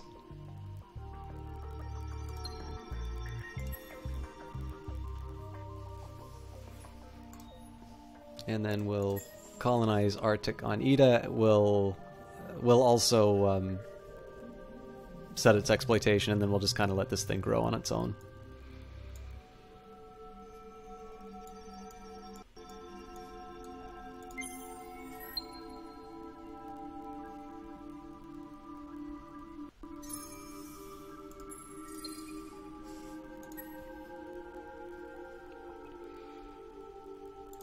Alright, so this is going to be an example of, in fact, at this point here, I'm going to be building one last industry improvement. Barren, it's feasible I'm going to be able to colonize this fairly quickly, so I'm not actually going to get rid of the... Oh, I don't actually have a... That's unusual that I don't... See, normally there's a sustainable farms upgrade. I'm not entirely sure why I haven't built it on this system. It's not in my list, but I don't have the option to build it. In any case, if I had that, I wouldn't actually get rid of it just because it's credible that I will be colonizing a barren planet relatively quickly. However, once I've built this transport network, I'm not necessarily going to be able to gain anything from my... I'm not going to be able to gain anything from my industry anymore. Or again, a little bit more precisely, this is an ocean planet. So what I'm gaining from industry is just 2 per person on a 1, 2, 3, 4, 5, 6 person planet. So this is 12 industry that I'm gaining, which again, at that I'm rounding off to 30, is just 4 additional industry. If I put this to science, I have, you know, 2 per person on a 6, so that's automatically 12, and then Ocean's a food planet, which is a little disappointing. You could make a fairly sound argument here that would actually be possibly better that I make this a dust focused planet, because 12 dust is a fairly significant amount.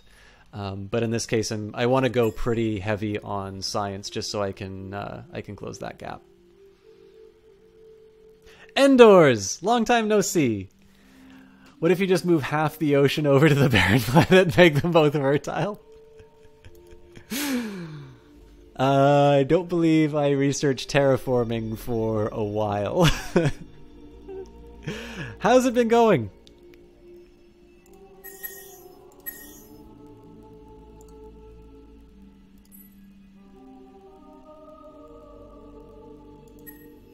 I actually mentioned you a little bit earlier in the cast. I don't think you were here. But Antechamber is on a pretty heavy discount. I think it's like 90%.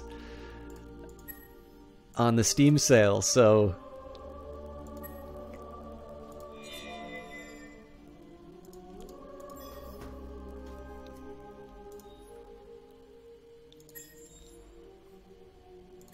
In this one, I'd like to spend the money outright to build the infinite supermarkets, but I don't actually have the money, so... Not bad, you've been camping with youngins for the past couple of weeks? Excellent. Summer is the time for these kinds of things.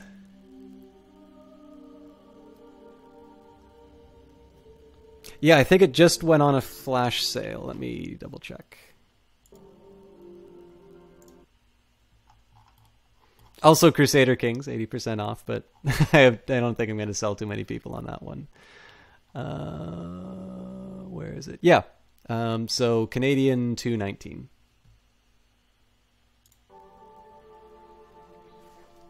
All right, now I said that this individual was attractive, but I didn't really explain why. So this is Perfecto Eternus. As a flight officer, Eternus' meteoric rise through Horatio faithful and their political success showed an innate knack for intrigue and left them poised to influence the future of the Horatio Empire. Sadly, their acute narcissism surfaced and fostered a deep-rooted conviction that theirs was the natural evolution of the Horatio DNA strain. Immediate reassignment to a remote outpost showed that Horatio Prime did not concur. So the reason why this was an attractive option is that this is an administrator which is oriented towards construction and food production. So in this case, I can assign them to one of my developing planets. In this case, it's probably best... So I'm thinking Kratz, which has 1 of 4, is unhappy and is working on alien grafting. The alternative, and I think where I'm going to go, is Ita, which has 2 of 8. Wait a minute. Let me just double check that, because Ida may not have... No, Ida is the best bet, because I can take... I can colonize both.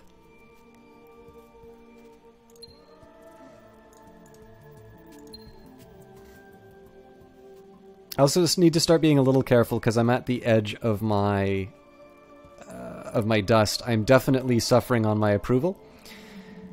And Quadrus... I don't really have any improvements. Yeah, I'm just going to keep it the way that I want it to be. Or the way that I set it. So, priorities for the next couple of turns. Exploration. I do need to be careful of the pirates. I definitely need to find the Hisho. And then I need to figure out a sensible strategy for expanding my influence out. It would be great if I can sort of find a choke point that connects these areas. I have a suspicion that this protostar probably has a branch going out to the left. But if I can find like another choke point like Ita, I'll build a colony ship and take that. And then I need to make sure, obviously, that I have a fleet that's capable of, putting it through, or defending it while it becomes a part of my empire. Olive Civ 5 for $12. Oh, I didn't know that. No, not a problem, Superior Blaze. I didn't even notice that you were playing... Didn't even notice that you're playing Endless Space, though. I hope this was useful to you. Again, you notice that the guide is very value neutral when it comes to specific strategies, because definitely I get my ass kicked in the combat all the time in this game. And I think it's maybe a little bit more important that a guide teach principles rather than here's the system chalk way of playing Endless Space. But have a great night. Again, thank you for Way of Life. Thank you for the donation. That was definitely above and beyond the Call of Duty. And most importantly, thank you for being here and hanging out. It's always fun to have you in chat. And looking forward to seeing you either on your channel or when next time I'm online. Have a great sleep.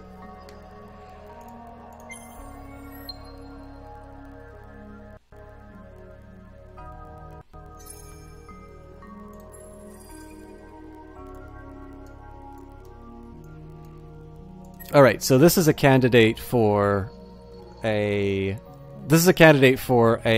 place for me to colonize.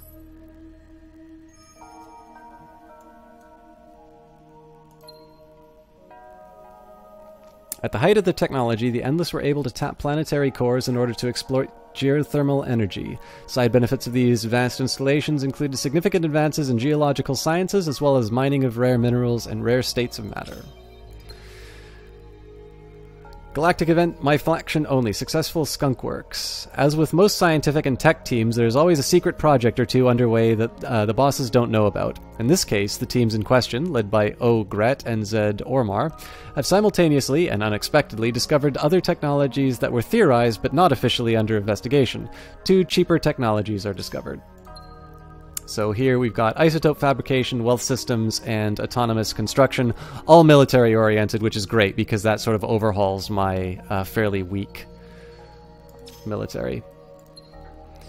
And looks like production's just continuing the way we wanted them to.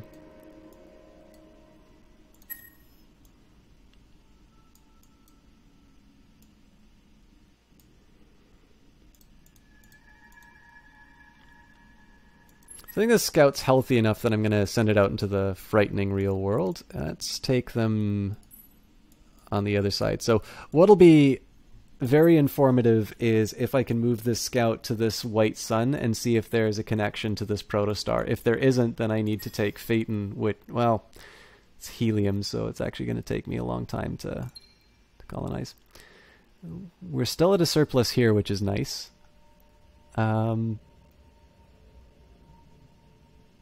And this will probably, the infinite supermarkets here will probably also improve my state of affairs. So I don't really want to mess with anything inside of production. One important thing to note here is with advanced dust gen, it's no longer 33%, but rather 50% dust generation. So what I need to consider now is if I have a high industry planet, these planets where I used to be setting up sort of these industry to science conversions, it may be sensible for me to change a couple of them to dust generation because I'm getting more for my industry. And then what I do instead is I take the revenues that are generated from the industry to dust conversion and turn that into lower taxes, which will improve the, which will improve the production rates on across the empire. So, is the point of this game just to build up, or do we have different factions attacking or something? So it's very similar to a Civilization 5 in the sense that there are multiple paths to victory. Right now we're not under attack. There is definitely another faction in play, which we've met. It's the Hisho, which I'm specifically keeping trapped in my territory.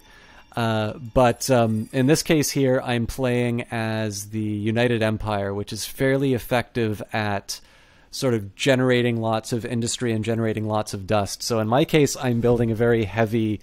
I'm generating a lot of infrastructure. I'm definitely very resource-focused in this game. And... I've been doing a little bit more building than normal. Okay, this is a bit of a concern just because it's this is obviously a fleet that's going to attack me, and I suspect this is the Cravers because they've got 12 units. These are actually kind of scary because they've got the game gives you a bit of a measure in terms of power. One of their fleets is 1,443 power. And if I compare that to what is currently defending Ita, 630. Going for the economic race. Yeah, how uncharacteristic of me, eh, Anders?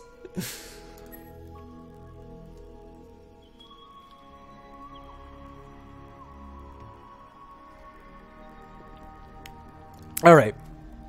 So we need to decide how we're going to upgrade this hero. We've already sort of upgraded their labor abilities. So in this case here, it might make sense to increase wit, which will increase the ability to get dust. There's also Dust Miser, which is just giving a flat bonus of 20 dust, or alternatively a flat bonus of 15 science. But again, with this orientation towards building infrastructure and just allowing the planets to sort of maximize their output and then moving my commanders through the different regions. I think it makes sense to continue improving wit just so I can gain those percent-based bonuses. Again, my intention here is to build up a very strong set of planets that I can move these heroes between and just get something larger than the fixed amount.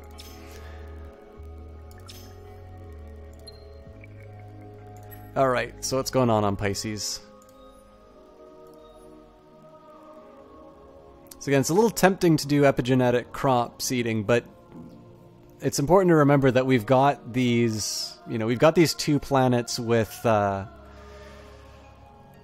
only 4 more people need to be born. We're going to get 1 more in 2 turns. So to me, it makes sense to improve interplanetary transport network and then add the cis-ort satellites. And then at that point, I just switch to either industry or dust generation or things along those lines. I also need to start considering some military improvements because, especially if these are the Cravers, they're going to make really short work of my empire.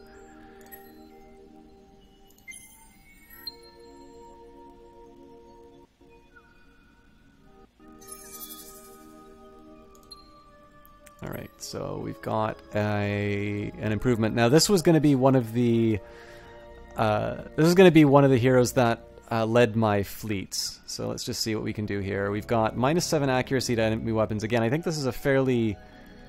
See, I don't know if this is just added, so if this is -5 then -7, which is -12% accuracy, which is a fantastic bonus if it is. +2 movement to fleet is not bad, but I think we can do better.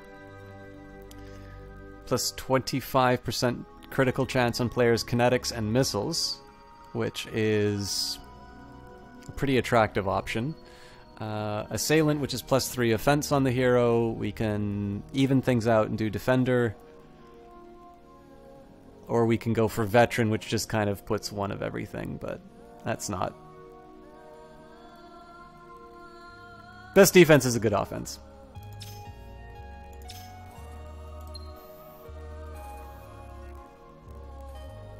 Alright, these are all combat-oriented, so these are just 2 different cards that I can play. And we're moving up pretty quickly as far as technology is concerned. As you can see, we'll have relativistic markets in 1 turn, so... In this case, we will land in this area. It's probably going to be blockaded, so this is maybe going to die. It might be able to run away. We'll see. Elma. Okay, so... Oh, it's a Sower's fleet. So this is actually a good opportunity. We get to see what the Sowers are made out of.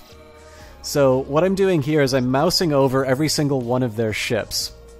And 79 kinetic, 34 deflect. 85 kinetic, 11 defect, and a little bit of shield. Specifically 18.6. Kinetic and beam. So their newer stuff seems to be kinetic and beam. Their highest beam is 48.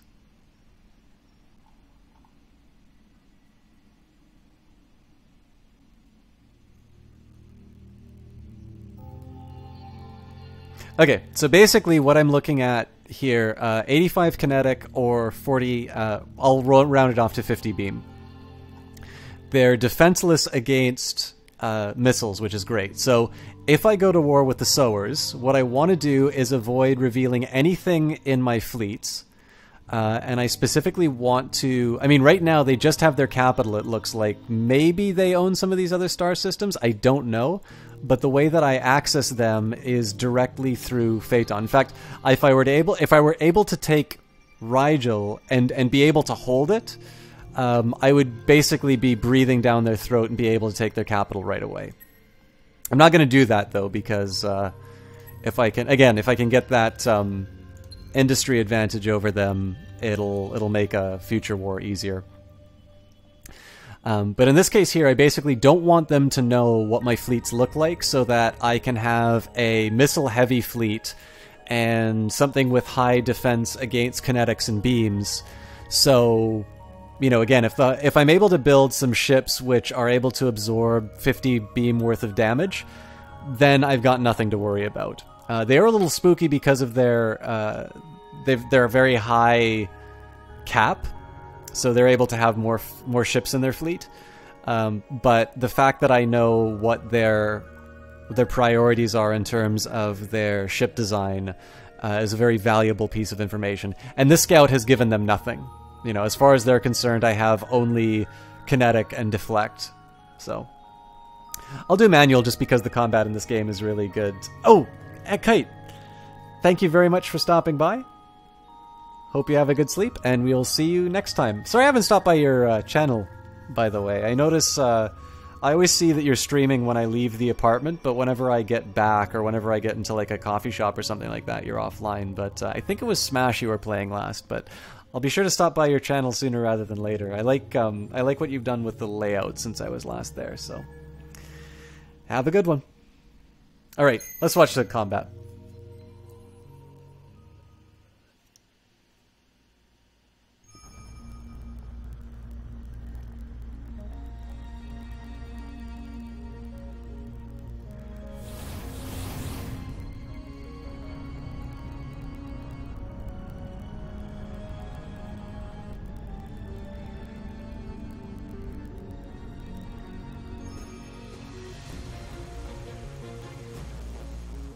So much damage for such a little scout.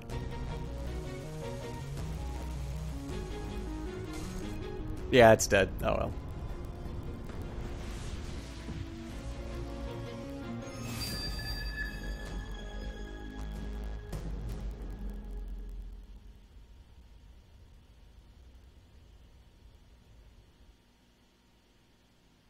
So, I mean, a shame, but we kind of saw that coming, right?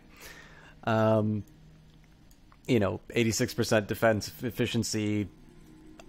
I couldn't expect better, but they did 822 damage against a single scout. Like, it's all good. Funny thing is, for your next stream, it won't have a layout because it's a scary game. What are you playing, Kite? I know you were asking some opinions, and I think you said you've either already played Amnesia or didn't care for it. I think you said you've played Outlast already. I got Hector. Now I haven't played Hector enough to make a recommendation, but what did you decide on? Sorry, I don't mean to keep you from bed, but I'm really curious.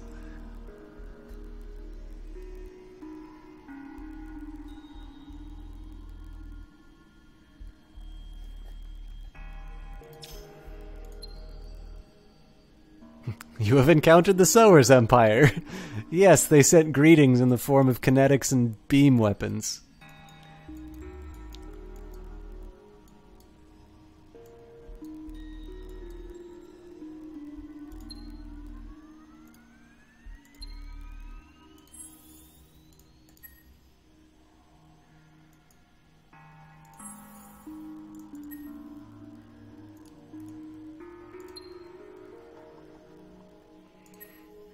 Nothing too attractive on the capital yet.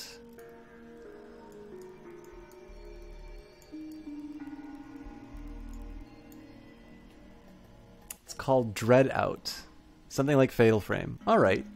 I hope I get a chance to catch it. I know I'll definitely watch the VOD, because you never striked me as somebody who would play scary games, but like I really enjoy them personally, so I'm interested to see your take on it. I like watching your streams, so it's always really rewarding to watch somebody who streams something well play something new like that. So anyways, have a great sleep, and I'm looking forward to stopping by your stream, or as always, seeing you when you stop by here. Alright.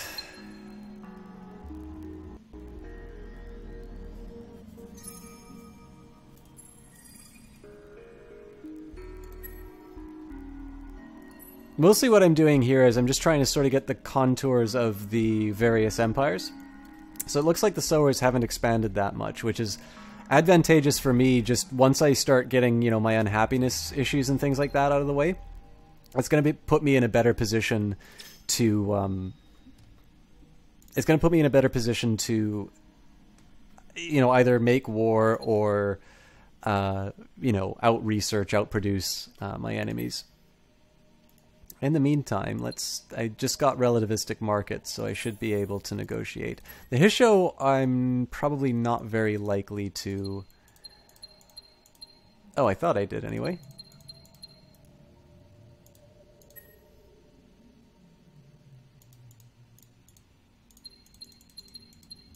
Oh, maybe it's because they don't have the technology. Yeah. The Hisho are a combat-oriented race, so I do actually need to be careful about them.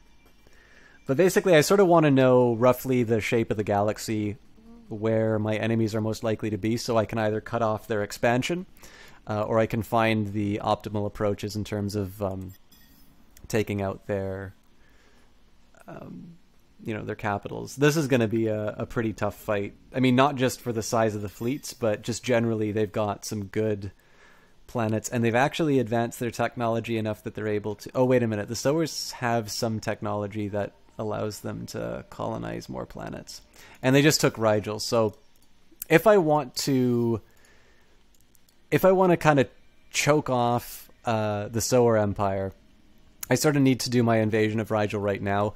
Again, that's showing my hand too soon. So what I'm going to do is just seed that. I'll let my empire expand naturally, and I'll just hope that I'm able to compensate for the quote-unquote slow start through better production.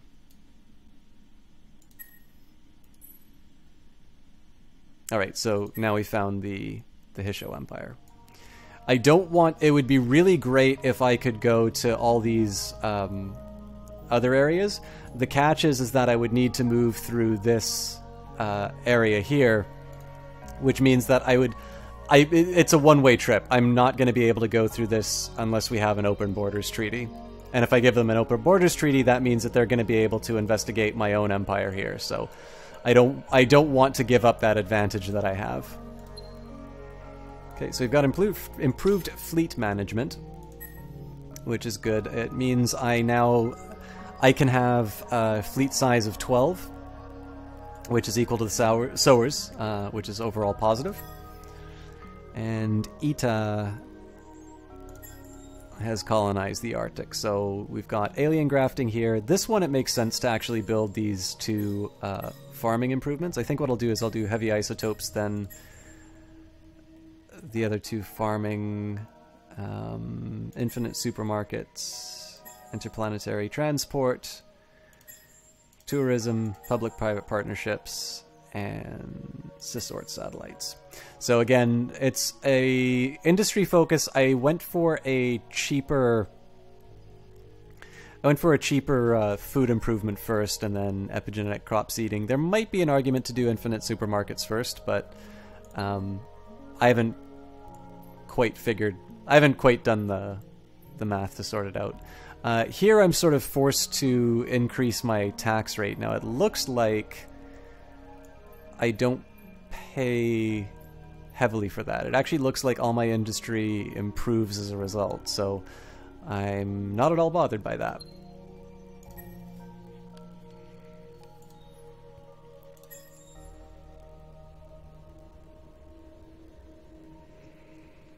Here's another example of one where I actually want to put the investment into the food, just because, again, I've got 18 potential population, and I'm currently sitting on 6.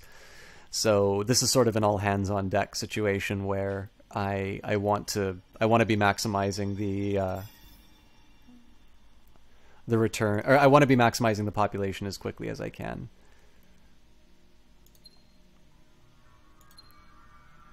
This is a planet that I'm going to be dropping sustainable farms in about 4 turns, just once I get the last population. And Libra...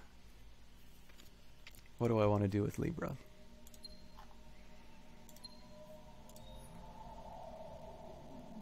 So they're already generating science. Let's just convert it into science. I don't see any reason not to.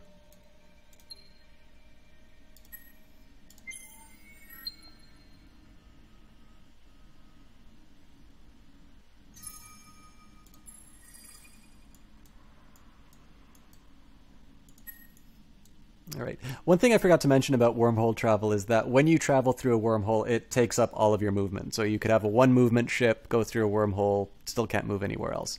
You could have a 50 movement ship, again, going through the wormhole takes up your entire action. So it's, personally, I think it's advantageous, but I know if you're relying on mobility for your strategy, sometimes wormholes can be a little bit of a pain.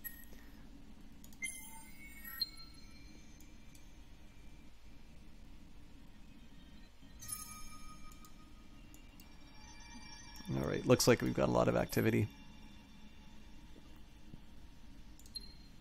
All right, so Galactic Event, your faction only. Your lead advisor approaches you with a problem. A new religious sect has begun to gain influence in a number of key systems, and its newly appointed leader wishes to meet with you. You can select an event option. Hostile, negative 150 dust. You have enough headaches already. Have this troublemaker secretly poisoned. Take steps to ensure that the plot is covered up. All it will require is some covert financing and calling in a few favors. Helpful. Agree to meet with the leader of the sect. Be prepared for repercussions. Selfish. Ignore the request to meet with you. You have more important things to do than chat with this nutcase. There will be no further consequences from this event. Well, there's a saying. It's misattributed to Seneca. I believe it was Edmund... Was it Edmund? Not Edmund Burke. Edward Gibbon. Yeah, I'm almost certain this is in The Decline and Fall of the Roman Empire.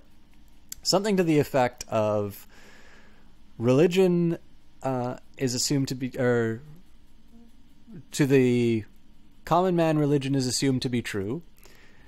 To the wise man, false. And to the politician, useful. Something like that. Oh yeah, its religions are equally true to the intelligent man, equally false, and to the politician, equally useful. Or maybe he said philosopher or something like that. Anyways, we are playing the space capitalist badasses who want to use religion to our own ends, so we will gladly meet the leader of the sect. And we've researched containment fields, which means I gain access to the luxury resources. This is fantastic. This should improve my happiness across my empire. And I don't have any research, so I need to sort out my research program. So we've identified ionic crystals. We've got poor and normal deposit of jade onyx. We've got void stone, which is also on Kara, and mercurite. Again, still nothing really to build on the planets that are just doing industry to science conversion, so I'm not too worried about that. And I believe, yeah, we haven't really fundamentally changed in terms of how our industry works. Can I afford to increase it? Not without losing too much. Alright. So we're starting to get an idea of my enemies. I believe this is the last enemy fleet. So the captains I've encountered have been level 5. I've got a level 6 captain, so I've got an edge there. The Hisho potentially have a technological advantage because they had applied Casimir effect first, as do the Sowers because they are able to colonize... Well, you know, I don't actually know that for sure. No, I do actually, because they're all blue. So they were able to colonize helium. I don't think it tells me what their racial bonuses are. Let me just double check that. Oh, it does. Okay, so Sower Affinity, minus 50 food from system, 30% of industry value is added to food. I really got to try these guys, actually. Xenobotany, just technology, metallic waters, additional industry. Space cadets, minus 20 science. Okay. Builders, minus 20 industry. Wow, I really need to play these guys. Tolerant. Dust. Slow travelers. Optimistic. That's really interesting then. So if we look at the tech tree, what this means, what kind of... So it's large gas helium. So this means that the technology that they've researched is... Oh, atmospheric filtration. So it's actually... Potentially they have the same research as me, or it's only one tier further. Okay, good to know. Let's see what the... Okay, it's a Terran planet, so that tells me nothing about their technology. And they still have a fleet cap of 12, so they're probably roughly around my level as well.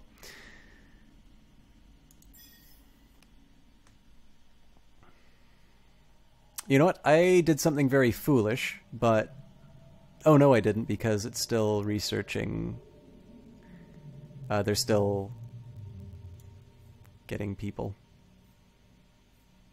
What I'm going to do here is I'm going to cancel some of my science, and I'm going to build another colony ship. This is going to cost me 1 population, which is unfortunate, but the reason I'm doing this is so I can...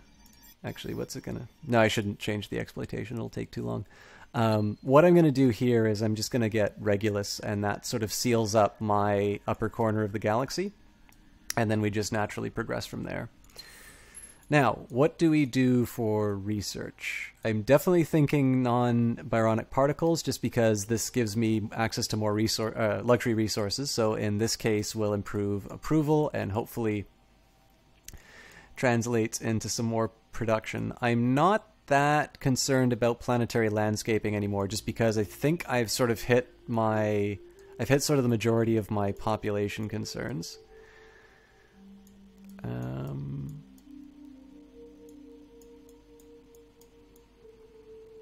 So I want stuff I can research fast, and that will maximize my returns. So I'm going to start with non-barotic particles and then extreme metallurgy. That's just for the possibility of getting hexaferrum. Next thing that I'm going to do is improved thermodynamics, and that's basically so that I can gain access to adaptive colonies, which will allow me to do a moon survey as well as start getting rid of some of these negative anomalies. So again, this is another... this is basically another approval improvement. And then on top of that, I'm going to research baronic shielding, and that's so I can, one, colonize lava finally, but also so I can access the cruiser class. It also potentially gives me access to colonizing gas giants. What's important to note here is that the atmospheric filtration, so the fact that the Sowers are able to colonize a gas giant, means that they have the warp drive. The warp drive means that they are allowed to ignore things like wormholes. They don't actually need, as it says in the title here, unlock space travel without cosmic string or wormhole use. So in this case, they can very slowly travel to whatever planet I have.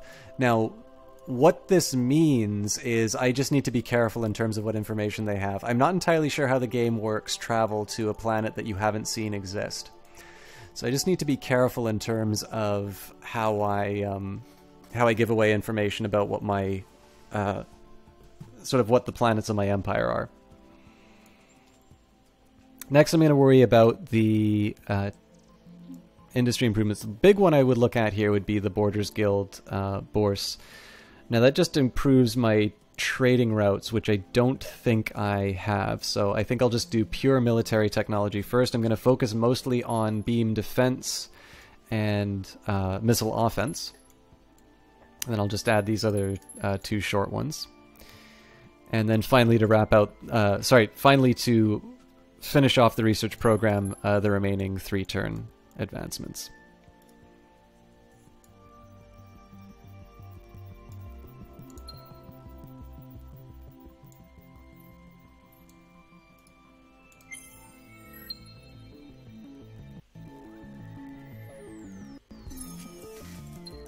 Alright, the new religion, your leader... Oh, we've got this. Be prepared for repercussions.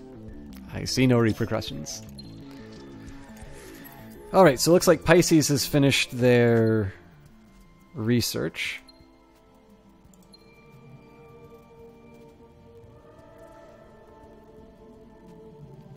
I'm really hesitant to start kind of putting everything into defense. So at this point, I'm still going to do industry to science conversion. I'm just going to let them max out their population, and then I'll sort of consider what the next step is after that. And then let's see what happens. This could be another dead scout, which would be tremendously unfortunate, but we'll see what happens. Alright, well, it's blockaded. Alright, so it's a Vulture's fleet. Again, we take advantage of the fact that they're attacking a very small ship of ours with their entire force. Level 4 heroes, so that's good news for us. We outlevel them by at least 1. And looks like they are entirely kinetic focused with, again, about 80 damage. And looks like they've put nothing into shield technology.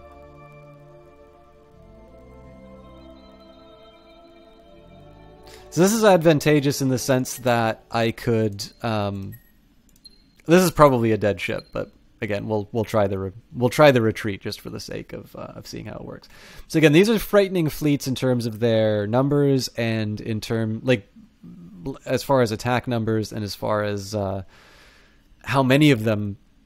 But what's really nice right now is all of the fleets that I've encountered are weak to roughly the same strategy. So again, as long as I'm able to hold back that information in terms of what I've created my assaults out of, I can sort of catch them by surprise, and then ideally I'll be able to leverage that into a fast victory. If I let the fights drag out too long, then of course they build ships that will that will respond to that. So the best approach would be to start a fight and then get to as many of their resource planets as I can, and cut them off from the things that will allow them to build better ships. But let's watch my scout get blown up.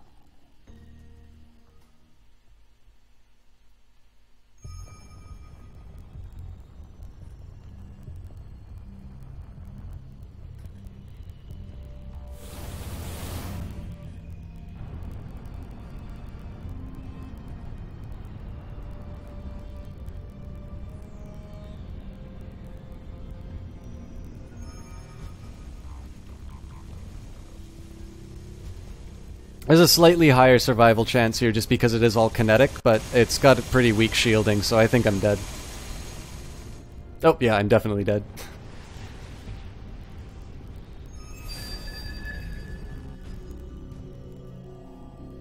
It's worth mentioning this particular civilization, the Vultures, are something that you get from having Dungeon of the Endless. So this is a bit of a shame just because I've lost my exploration fleets. But it gives me a rough idea that the Vulture civilization is going to be down below here. I might build another scout ship later on, but for now I'm gonna worry about taking care of things at home. So it looks like I still have the larger benefit from a higher tax rate, both in terms of dust, but also in terms of higher production. But I pay pretty heavily if I try to go to a 25% tax rate, so I'll just hold off on that.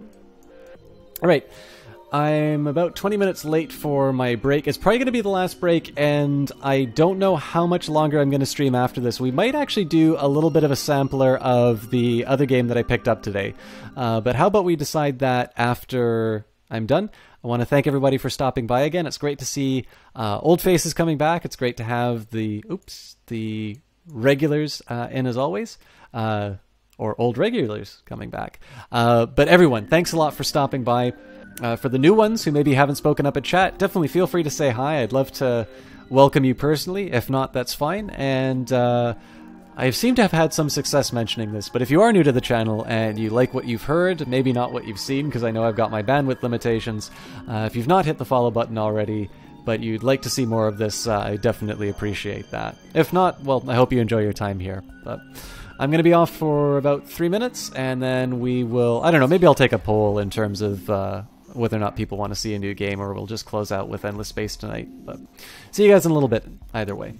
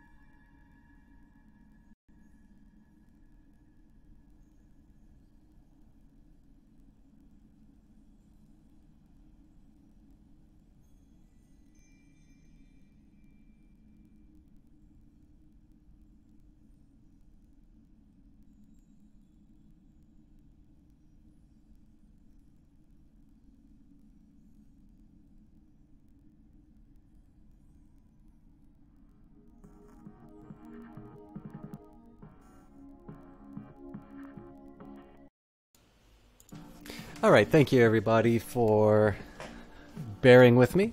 I'm gonna save the game for a sec.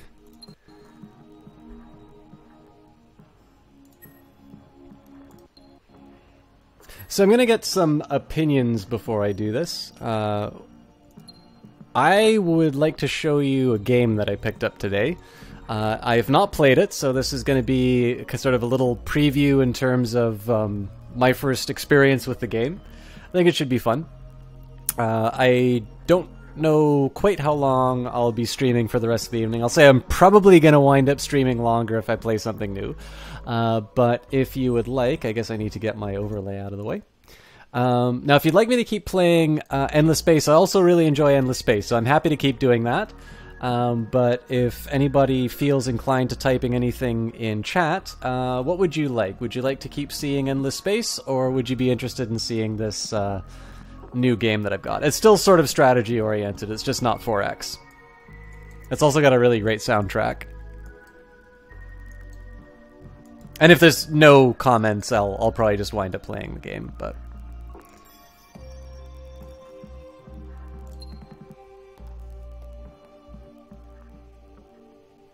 By the way, there's also a tweet that I had... I generally miss a lot of these tweets just because, again, I've got a limited bandwidth, and I already see I'm still... I think I'm at like a 6% drop frame rate. But I can never pronounce this. Togashi Azrael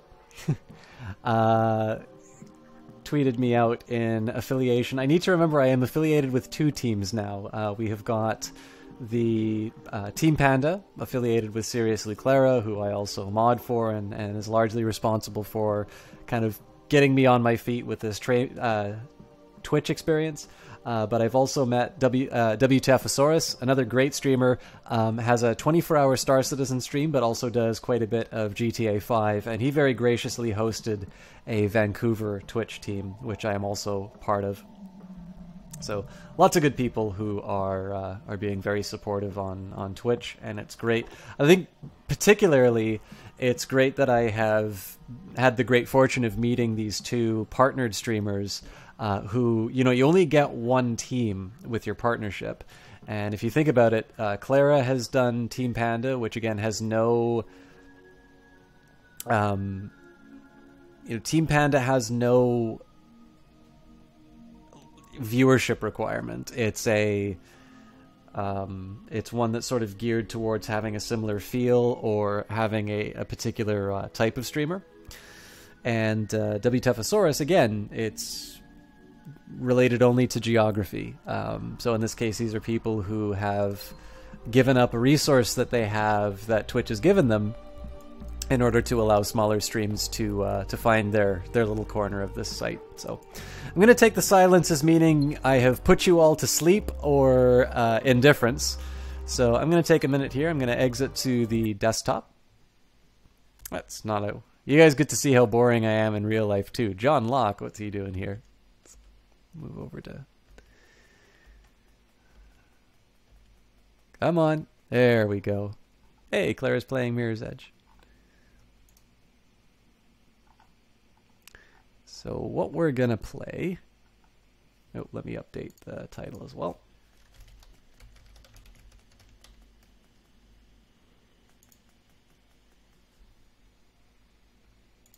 Is Frozen Cortex. Now, I have actually been meaning to play Frozen Synapse as well, and we will. But in this case, we're going to start by playing Frozen Cortex, because I have not touched this game.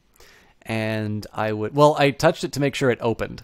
But as you can tell by the 5 minutes.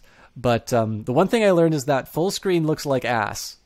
So, unfortunately, we're just going to have to work with this.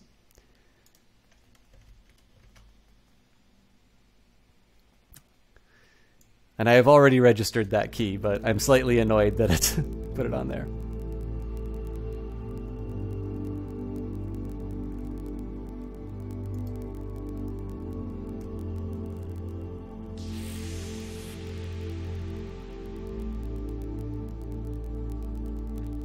So I'll talk a little bit about how I got exposed to this. I think Mode 7's a really interesting company.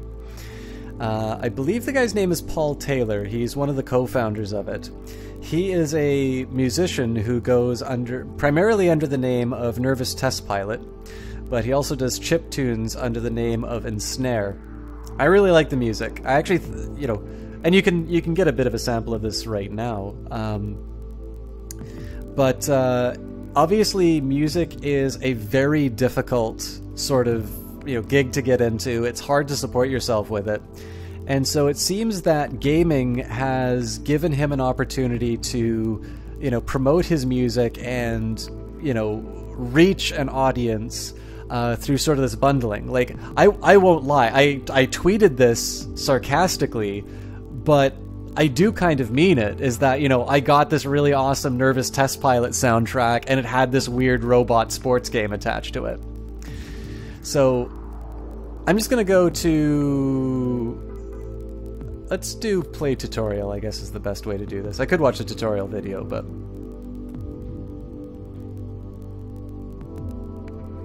And again, I apologize for the slightly ghetto-ish sort of setup. The only thing here is you'll notice the aspect ratio isn't the right size.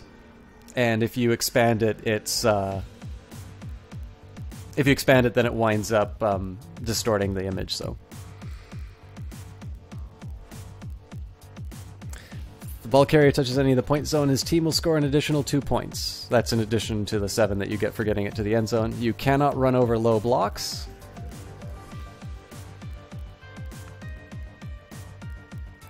You cannot throw over high blocks. You're on offense. Good luck, have fun.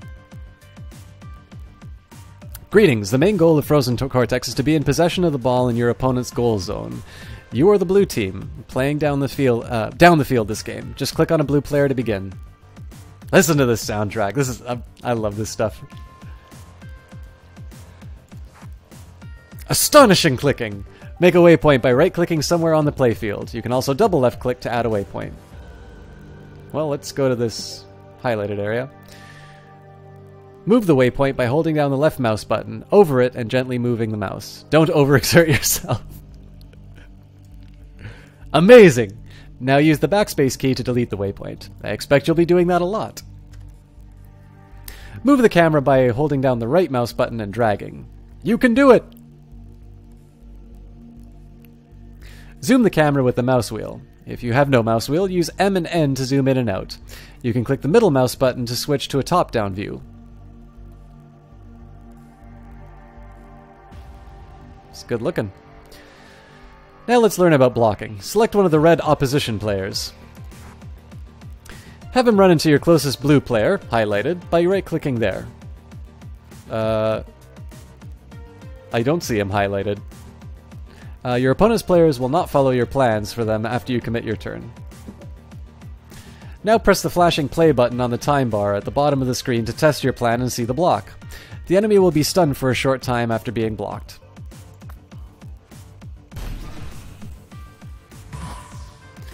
Stationary players control the area around them and can block multiple moving opponents. Press the flashing rewind button on the time bar to go back to planning.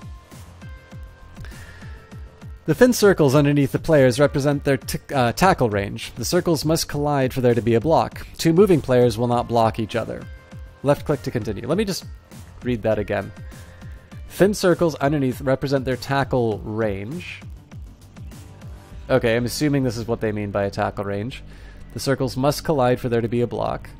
So if we watch this again, as soon as he enters in... It actually looks like it was a little bit further out, but fair enough. And you... If you're stationary, you block. If you're moving, you don't.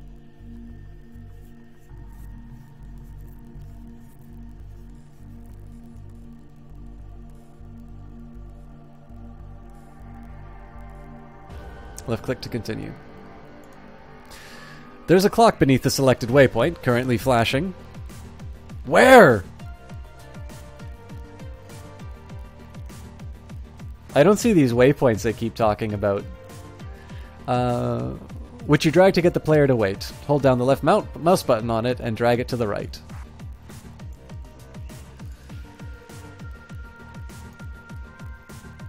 Okay, I'll just set a new waypoint. There we go. Now press the play icon again to see the enemy waiting before running. Oh, okay. Fascinating. Press the rewind button to get back to what will no doubt be an incredible plan. Your main goal is to get the ball to the goal zone. The goal zone is at the bottom of the field and is sparkling gloriously now.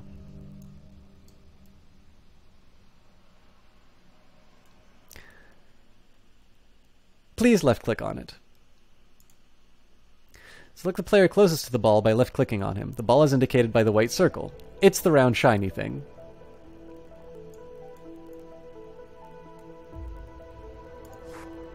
Delete all waypoints and time on this plan by repeatedly using the backspace or middle mouse. Eradicate it!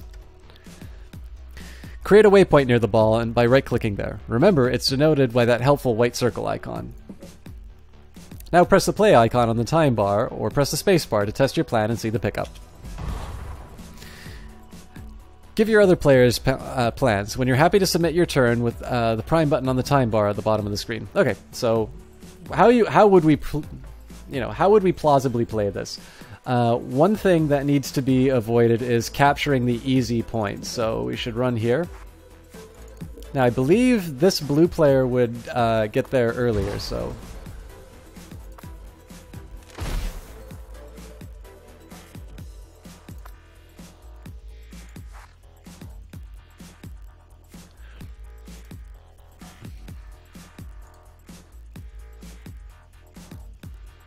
Okay, so the way that I would probably play this is I kind of need to seed these points. If they want to run for them, they get them. But I won't allow them to go around the side.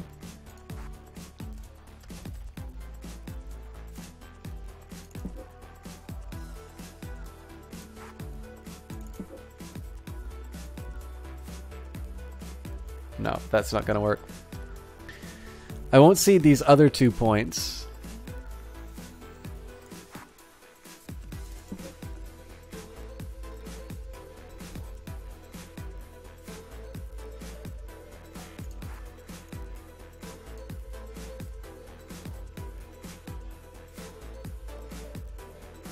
Man, I don't even know how I would play this.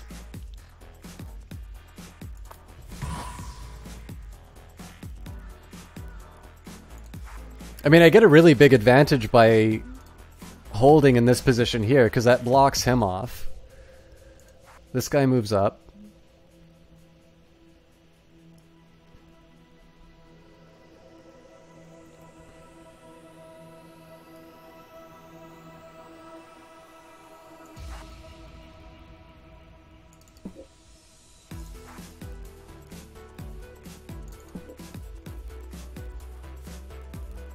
I'm not even thinking about how the other guys are going to go.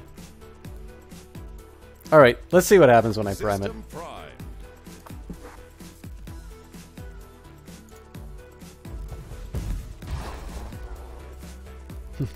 Select the player with the ball.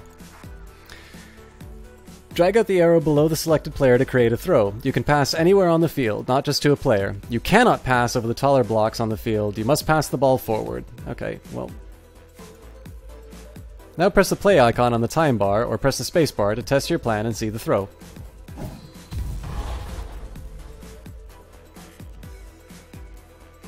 Alright, so we kind of botched the throw.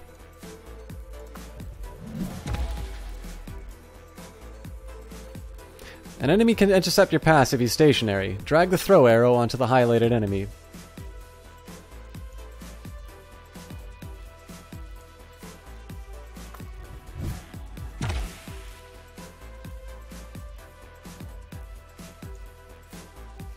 I guess that wasn't the right highlighted enemy. The semi-transparent filled circles around the players are their interception radii. Where?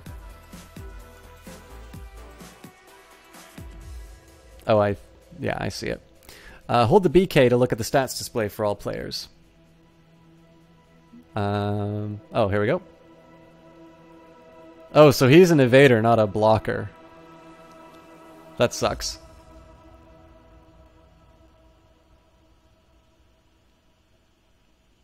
can find information on stats later in the help menu. Now delete the pass order with the backspace key.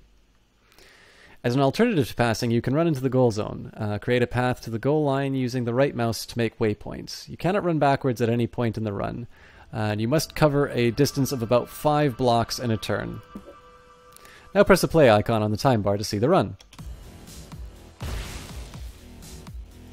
Turns in Cortex usually last until a major event, ball pickup, score, interception happens, or some time has passed. The info box above the time bar shows why turn finished. Press the rewind button on the time bar.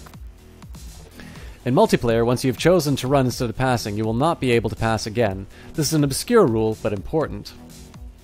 That's really interesting, actually. Left click to continue. If your ball carrier gets too close to an enemy, he will be chased down. Make a waypoint at the highlighted location.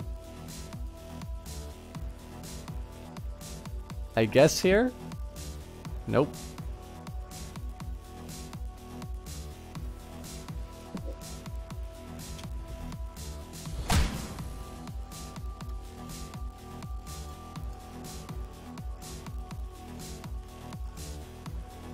I wish I knew what they meant by a highlighted location.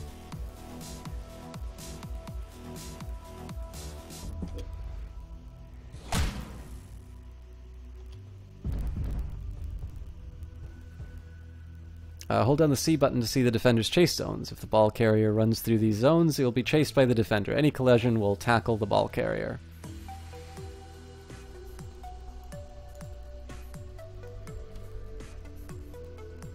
Ah, okay.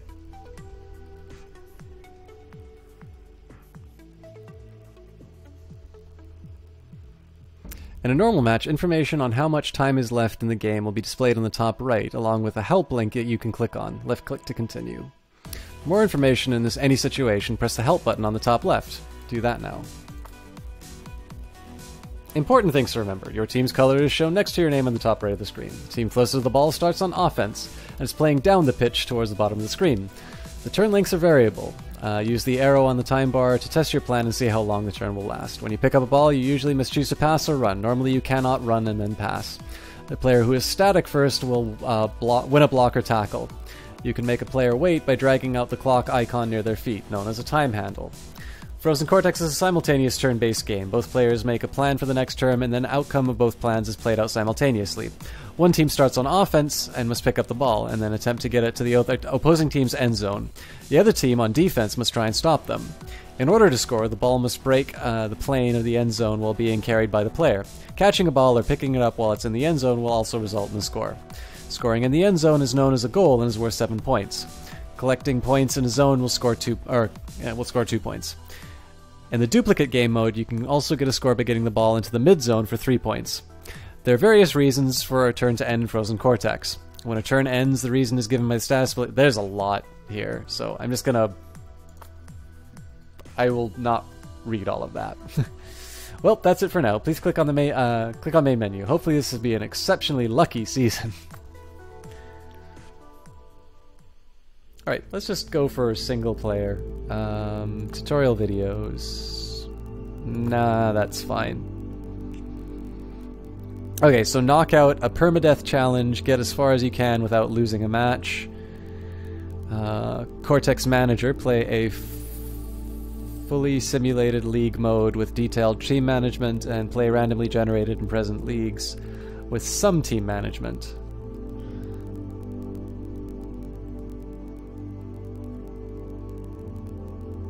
Let's do Cortex Manager. So, Manager easy, play with the option of seeing your opponent's plan recommended for newer players. Career highlight has not been played yet. Manager slot 1, play Global Cortex Manager.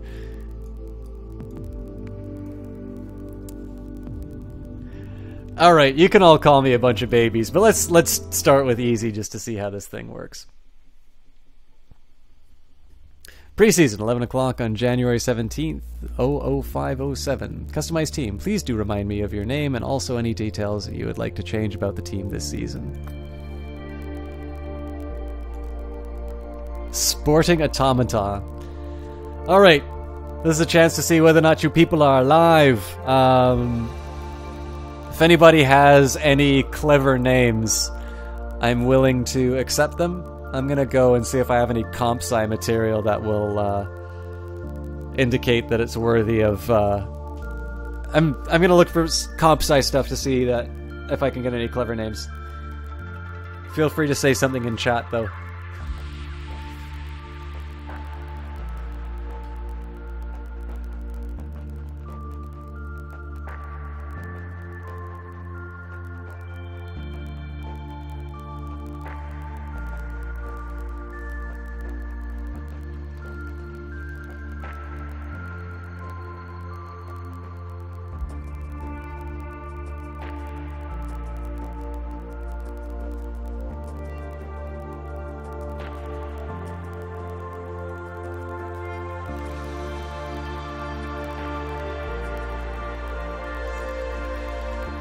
I got it.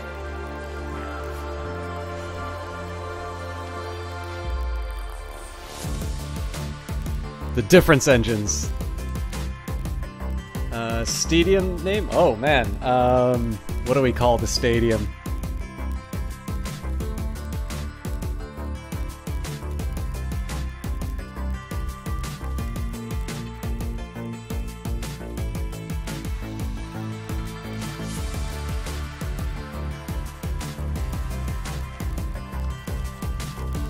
Snow Crash Bowl.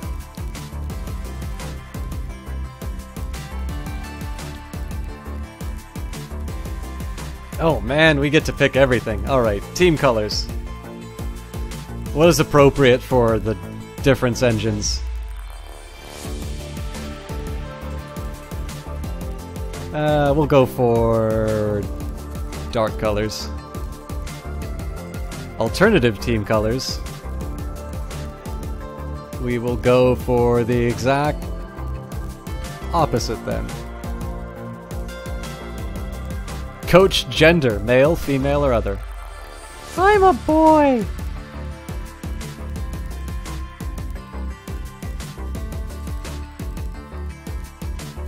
These are a lot of characters from Frozen Synapse.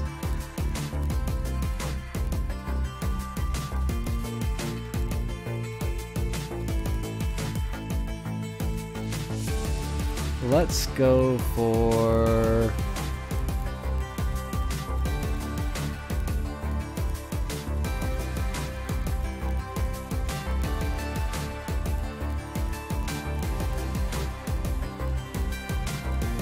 yeah.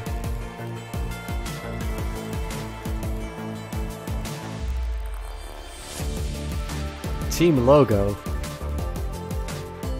Well, this is extremely tempting.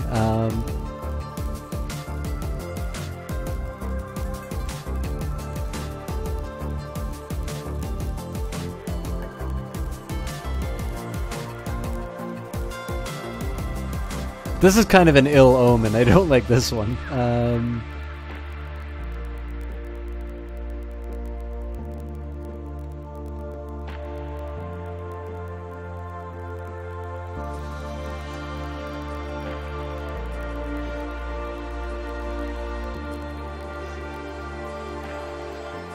Let's go with this. No stadium decorations. No robot models, and apparently I'm disconnected from chat.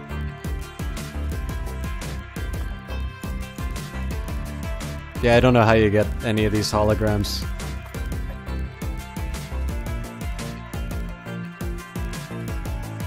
Team Prestige, you are new to the league. Here's your first goal.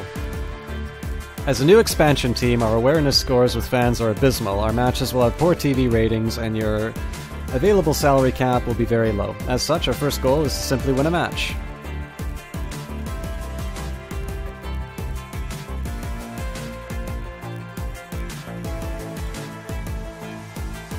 Alright. Cortex match tutorial. If you can't remember the actual rules for a sport, please watch this short presentation. Yeah, I don't need to worry about that. Please click my face on the bottom left for menu options. Click main menu at the top to save and quit. Alright, well we've done that.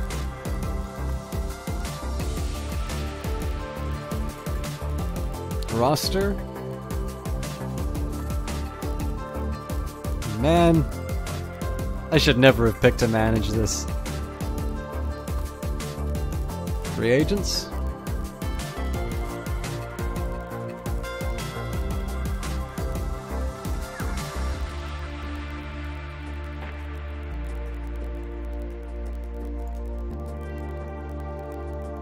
Oh, see, I could go Moneyball on this.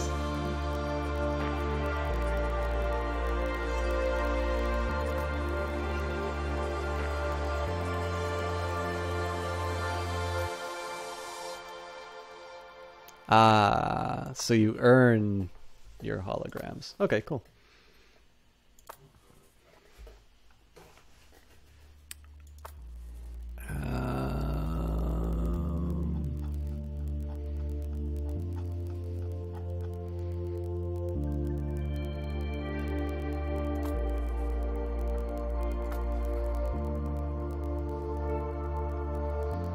Schedule. None.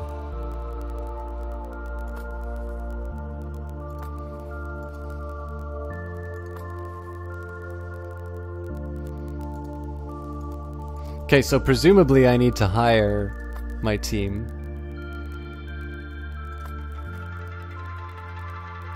But I'm actually going to do next event. Oh. Starting roster. Would you like to see our starting roster? Yes. So I've got 3,000 remaining.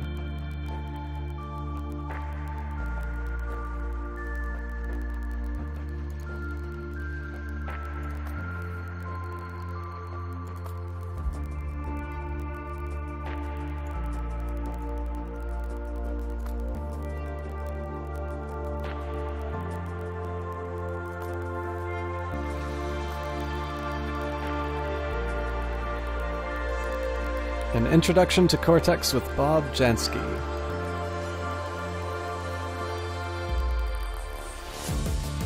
Latest league news. We detail the worst coaching blunders of all time. Y-split pass completion percentage in this league is most over... Okay, this is just built up. Or just fictional headlines. Hi, I'm Bob Jansky. Here at ECN, we thought we'd kick off the new season by taking a look back at the history of our great game. Think of it as a way of welcoming our new fans. If you've not seen Cortex before, you're in for a real treat. Coaches transmit their decisions to robots in a field on the field who then play out the action. Most teams have entirely subservient or personality-damp players, while a few, like the Turek Foundation, run a couple of autonomous team members on their roster. Cortex grew after the government's infamous Marlowe Decree, which severely limited safety constraints on human sports. The Global Cortex League was formed in a merger... sorry, I'm getting a little tongue-tied given the hour. Nope, well, lost that one. Original Core 4 teams, SXT Vision, Heavy Perspective, the Turek Foundation, and Armed Forces still take part in the league today. Running a Cortex team is an expensive business. Most teams are backed by players in Republic Society. However, strict rules on the use of technology and the restriction of robot builds to a few manufacturers ensures a level playing field. Please join us as we delve into this exciting new season.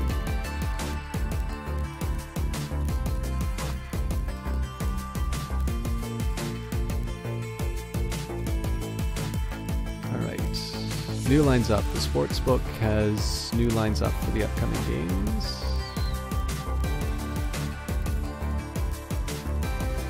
Oh, I'm allowed to bet.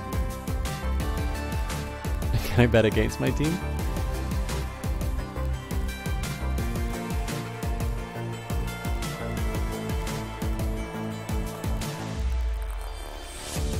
By the way, I apologize if I'm not responsive in chat. I don't think there's any activity going on, but it's just been repeating to me that we're unable to connect chat. I'm just gonna refresh this stream, but I have a suspicion that's probably gonna wind up dropping some frames for a bit. Bob Jansky's Guide to Redemption. Hi, Bob here. Let's take a look into the world of redemption. Milton Brack's redemption team is known for their belief in an all-power system known as the Pattern.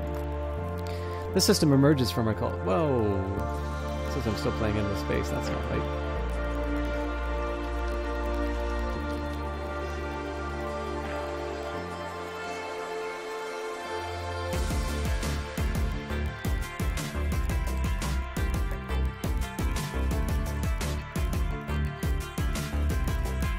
Right, the system emerges from our culture. Every single aspect of it is to be considered a sign. As a philosophical approach, it lends itself to a precise yet passionate game of Cortex. The Redeemed are well regarded in Republic society, and their team is an indomitable leader, its indomitable leader always wants to watch. Your opponent for this week, Mentor Brack, is on the line. Excellent to meet you, System Shock. You may not yet know the pattern in your life, but I do hope that through our meeting I might show you some elements of its work. Our team is an important method of outreach. We hope to show that the pattern is active in all forms of human endeavor. Through configuring our life to its signs and flow, we conduct meaning and avoid disassociation. Good luck on the field, System Shock. And we could sim the game, but that's not fun, so we will actually play the game.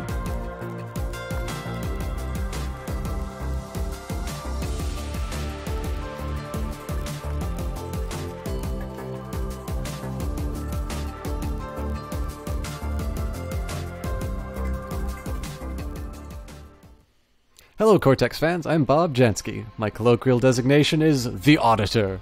It's System Shock and Mentor Brack right here at the chapel. Oh, and easy mode. Once the AI has finished its move, you can view it and change your plans accordingly. If you so wish. To do this, click on the green View link near the top right of the screen. We've not seen either of these teams yet, have we? Okay, I don't get to read that.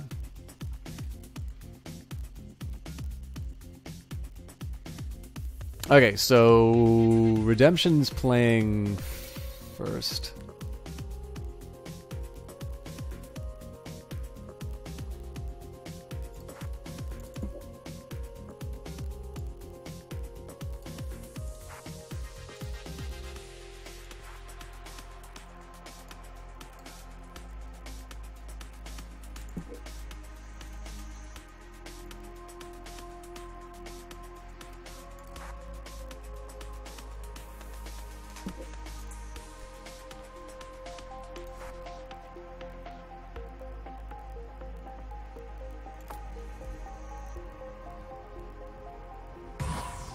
Being slightly optimistic about some of this, but let's see. System Prime.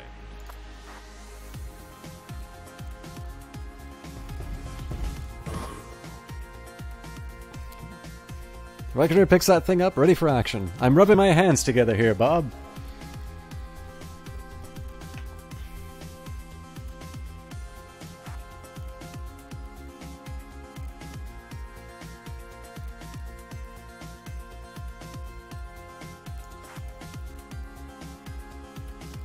I think I'm just going to go with what I have already.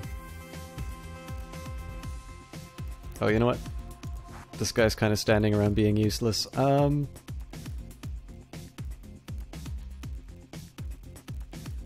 I think I'm okay with that, actually. System Prime.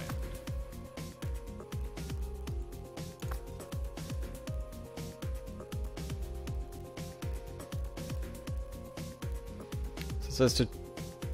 May the pattern bless my decision.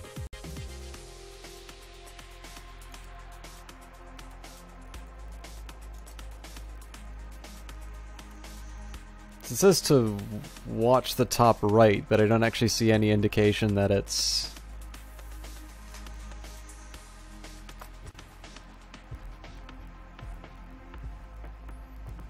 I don't see any indication that it's actually calculating anything.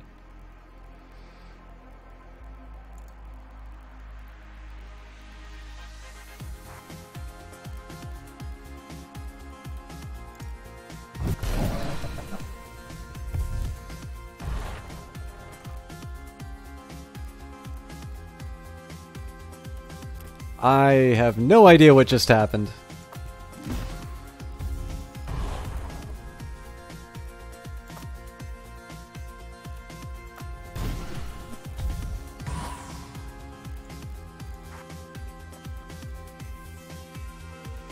Okay, so this isn't necessarily bad. So what are its options for passing? It can send it here, or it can try for... It can't take it to the end zone. This is a waste, though, so...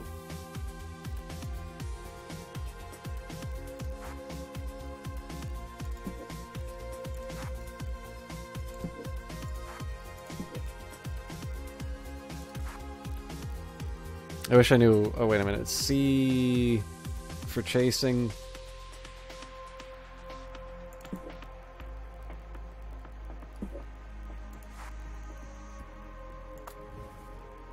Probably should just chase the guy down, but...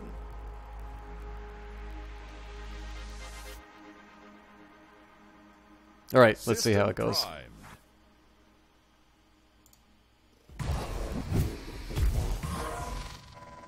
Ah! I keep forgetting that it can drop...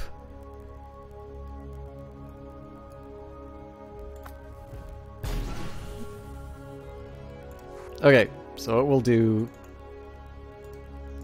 I'm playing a little too reactively, so...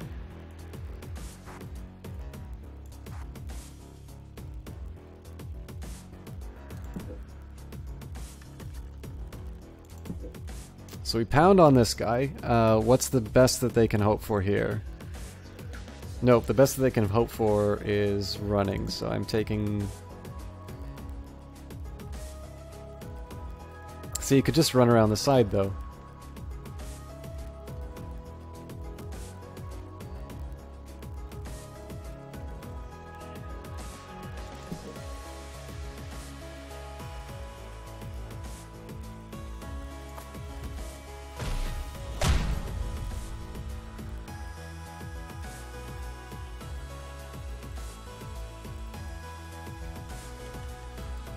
Yeah, I'm committing to this.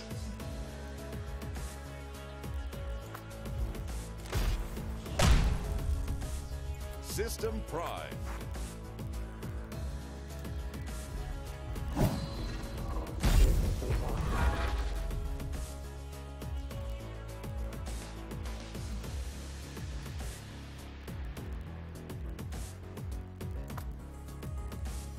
Oh, wait a minute. So it passed it off to me, knowing that it was going to catch me here. And I can only pass forward. I'm so screwed.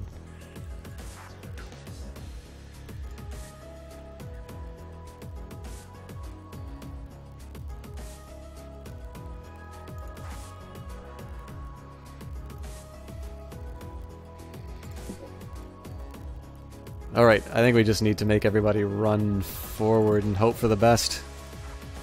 I think I'm starting to get this, though, now.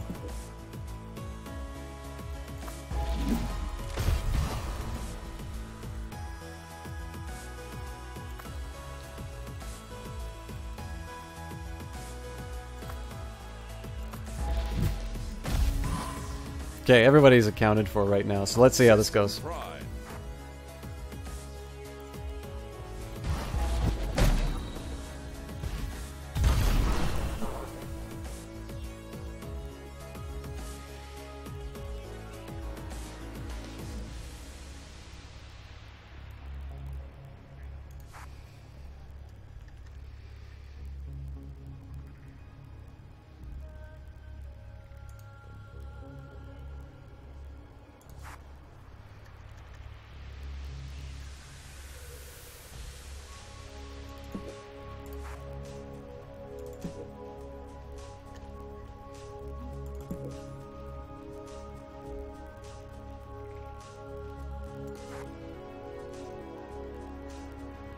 I think this gets intercepted.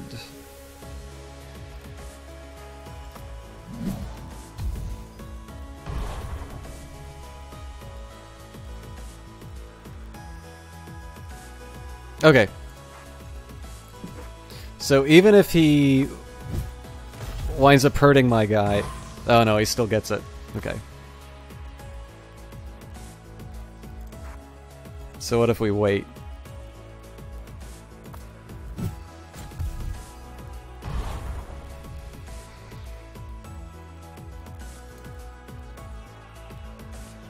No, I'm not allowed to wait.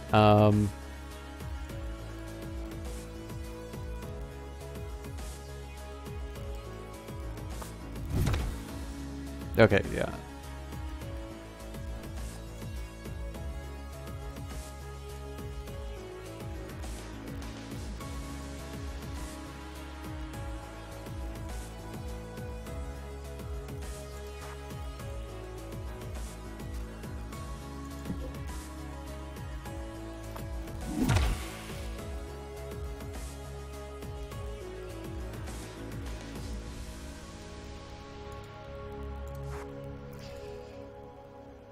So I somehow avoided the interception.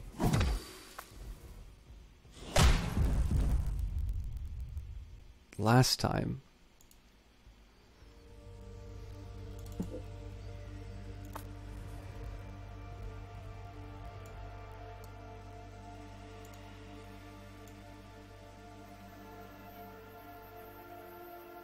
So yeah, running is the worst of these options. What if I just throw it?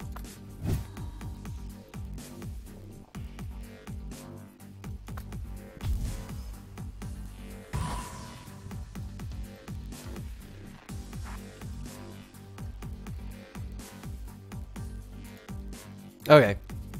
I'll send one guy as far in as he can get.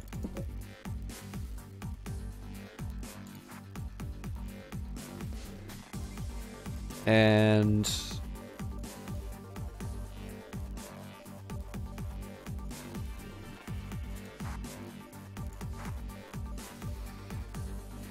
we need a guy taking care of this. And I think having two in this spot isn't necessarily bad.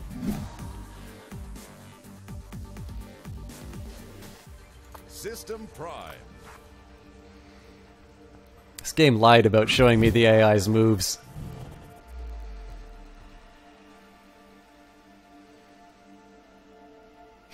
Both states take a break to figure out their situation. Kinda reminds me of my marriage. It's art imitating life. Okay. So they almost certainly catch this.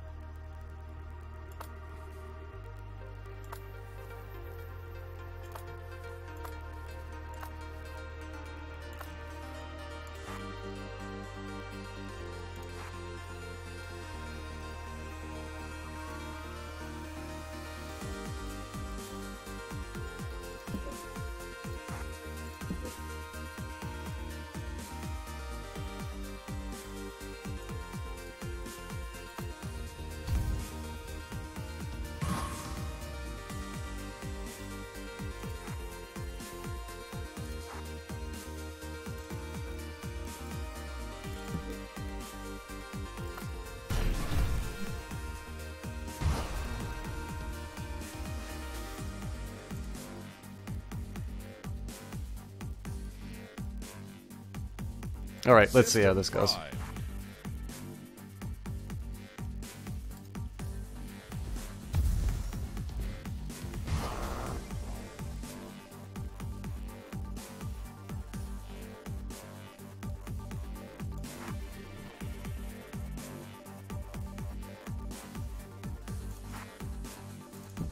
Okay, so we close them in here.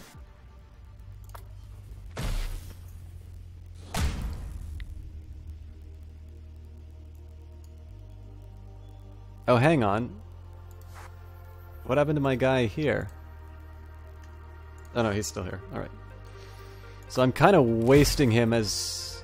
It's almost certain that he gets taken out. But I mean, if he this is the only logical place that he can pass. We'll maybe close it in... here. The only other thing is this guy's kind of standing around being useless.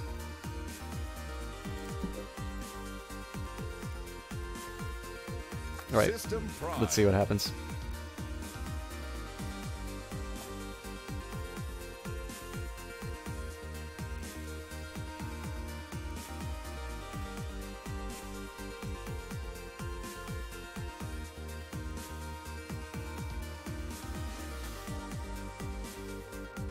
Oh, you know what?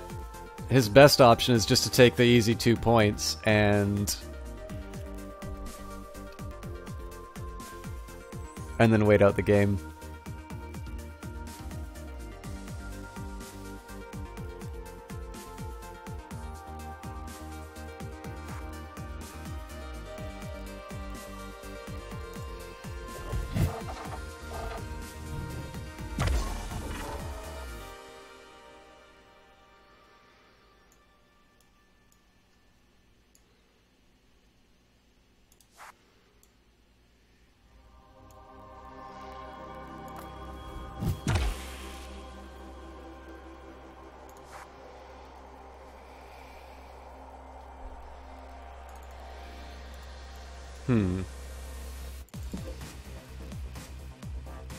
Okay, so it's possibly intercepts here, but my thought is we...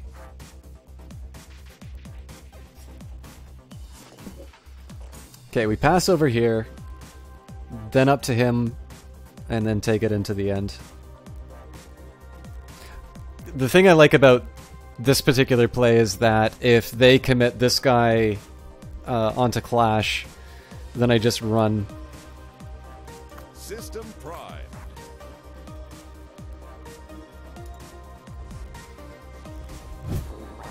Oh, yeah, it gets intercepted. Ugh!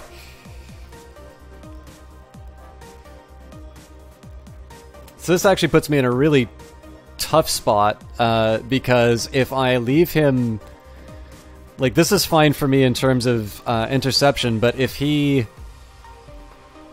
No, I'm sticking with everything that I did before, actually. So I'm gonna mug him. He can't pass back. If he tries to pass to him, I intercept. If he waits for him to move down, then this guy jumps on top of him.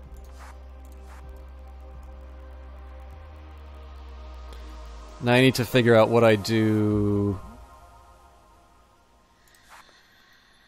this is way too optimistic, but I need to open things up, because if he passes over, then he intercepts, then I got this guy to worry about, so... System Prime.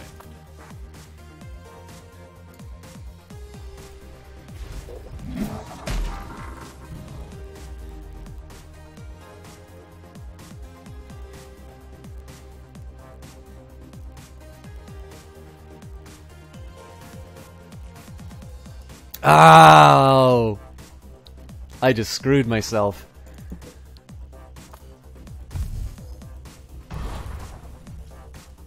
Yeah. I keep forgetting you don't have to pick it up right away.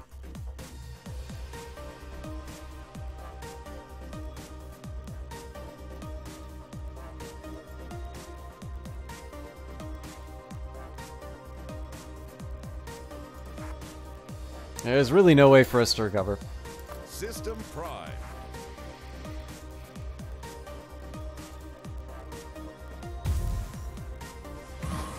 Go.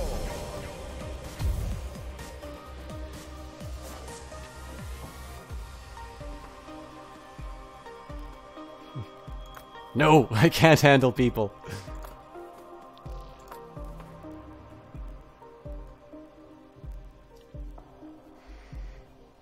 Alright, so I mean, I suck at it, but this is really... It's a neat game. Definitely has a lot of the features that I liked of Frozen Synapse. So let's see if we can... Let's see if we can take this back.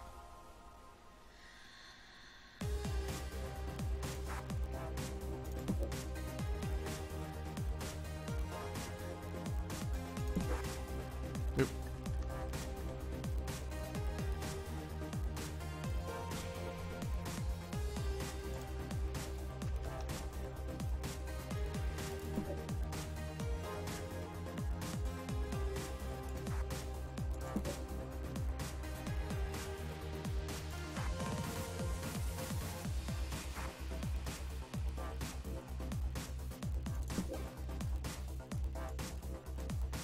System Prime. Let's see where they're moving.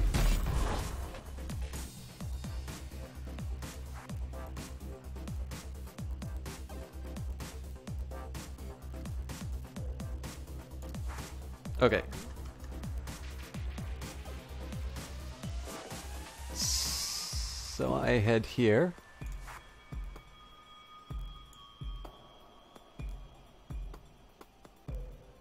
Toss this for an easy 2.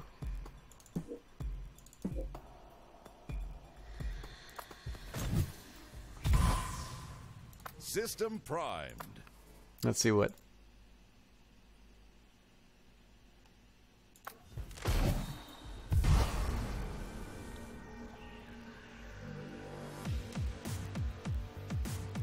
So my my idea here is to... Well, first of all, I get the quick 2. Or I should.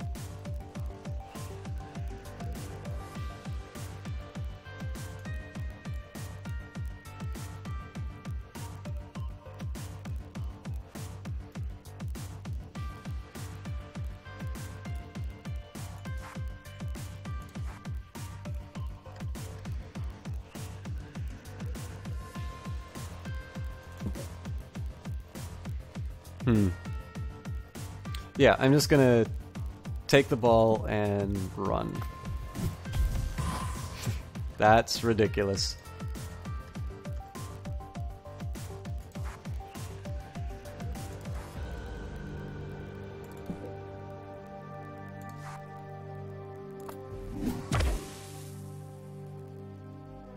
System primed. The idea is I want to try and force him to pick what side of the block he's on. So then I just do a running play.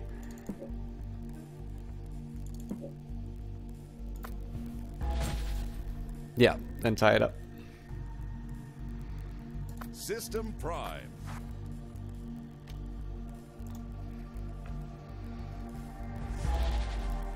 Oh my god, he's gonna tackle me. You lost the match. Damn.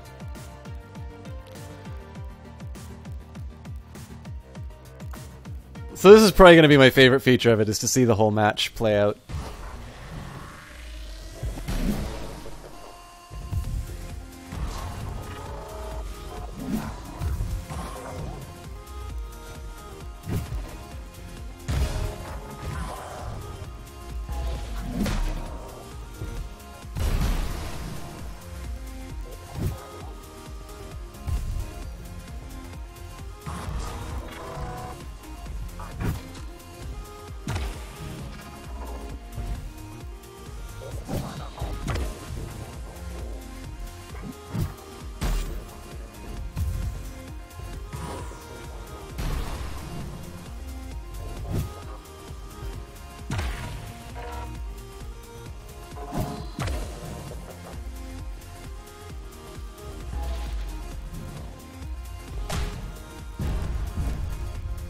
Yeah, that was a nice ending. Lost the match. So, what did I learn from this? One, I don't see how easy mode actually gives you an advantage. I'm gonna have to check that on my own. I think I'm actually really looking forward to streaming this when I'm not at the end of a stream, because I notice the when I give voice to, you know, what strategy I'll employ or something like that, I tend not to leave some obvious things out there. I remember from my game theory class, the first and only, like, constant piece of advice that the instructor gave is never assume that your opponent is going to do what you want them to do. And in here, I kind of assumed that the AI would be stupid enough to leave that far left wide open. And, I mean, obviously they had enough to carry it through in the end. And I mean, I can plan for that too. It's actually the problem I run into in Frozen Synapse, which is I don't think through my enemies' steps too much. So I'm gonna look forward to playing this some more, I think. I definitely need to figure out the volume thing. I think this has got an absolutely fantastic soundtrack. Whenever I stream, I have one volume setting, so I feel like I've been yelling over this game the entire time. That is it for me for tonight. I also need to figure out how to make it a little more visually appealing in on the streaming format. I'll give you an idea of what it looks like when I'll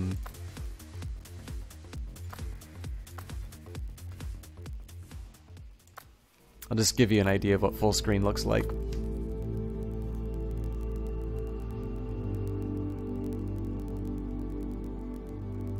I don't know if it's... I know, like, I have a very low bit rate, but it's stretched out. Like, it's not an attractive option, so... This, at least... I mean, I know it has the desktop, but at least, you know, the background isn't completely offensive. So... Anyways, I I haven't seen anything in chat for a little while. There's a lot of people in here as far as people inside of chat, but the viewer number has been quite a bit lower than that. So I don't know if that's just my chat not working properly. If it is, I apologize. I definitely don't mean to be ignoring anybody if you're speaking inside of the chat. It's a lot of fun to do some Endless Space and then close off with Frozen Cortex. I think I will play some more of this. What I might want to do is try... I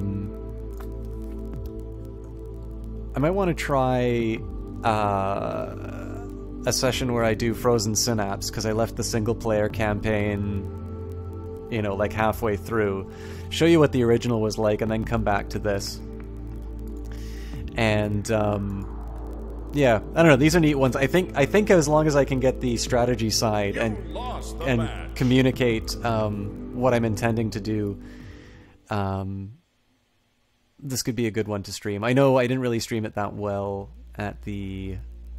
I didn't really stream this well at the end of the night just because I'm a little tired and I'm not coherent in my sentences. But in any case, finished Endless Space. Well, didn't finish Endless Space, but played majority of Endless Space tonight. Got to try my new toy, which is. Frozen Cortex. Interesting game. I'm glad I picked it up. Superior Blaze was kind enough to give a host a donation and a donation of a game. So thank you to him for that. And I am done my current research project. So what that means for streaming, I'm still not 100% sure. I'd like to do more of it for sure. But I haven't quite figured out... I mean, I thought graduating, at least the undergrad, I mean, I'm heading straight back to grad school. I thought I would have a little bit more time for streaming than I actually wound up doing because of this research project. So we'll see what comes up over the next little while, and my intention is to stream more, but clearly I will not make promises that I can't keep. So I will always be here for the Monday and Friday streams, and then my hope is that you just start seeing some more regular ones. With that in mind, if you liked what you saw or what you heard tonight, please feel free to hit the follow button. If you're following already, I definitely appreciate that. We are 4 away from hitting our 200. And to close out the night, let's find somebody to host.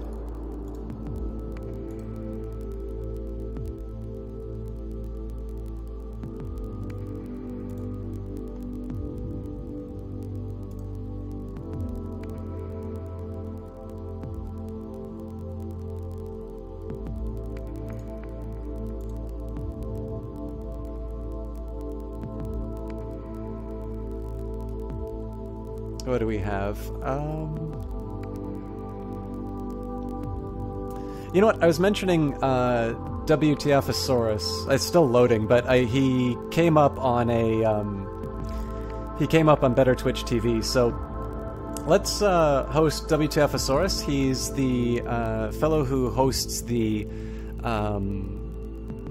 Vancouver Twitch streamer team that I'm now a member of as well. And I think we'll close that out for the evening. So thank you again, everybody, for stopping by. It was a lot of fun doing these games for you. And on Friday, we will be back with Crusader Kings 2. Have a good one.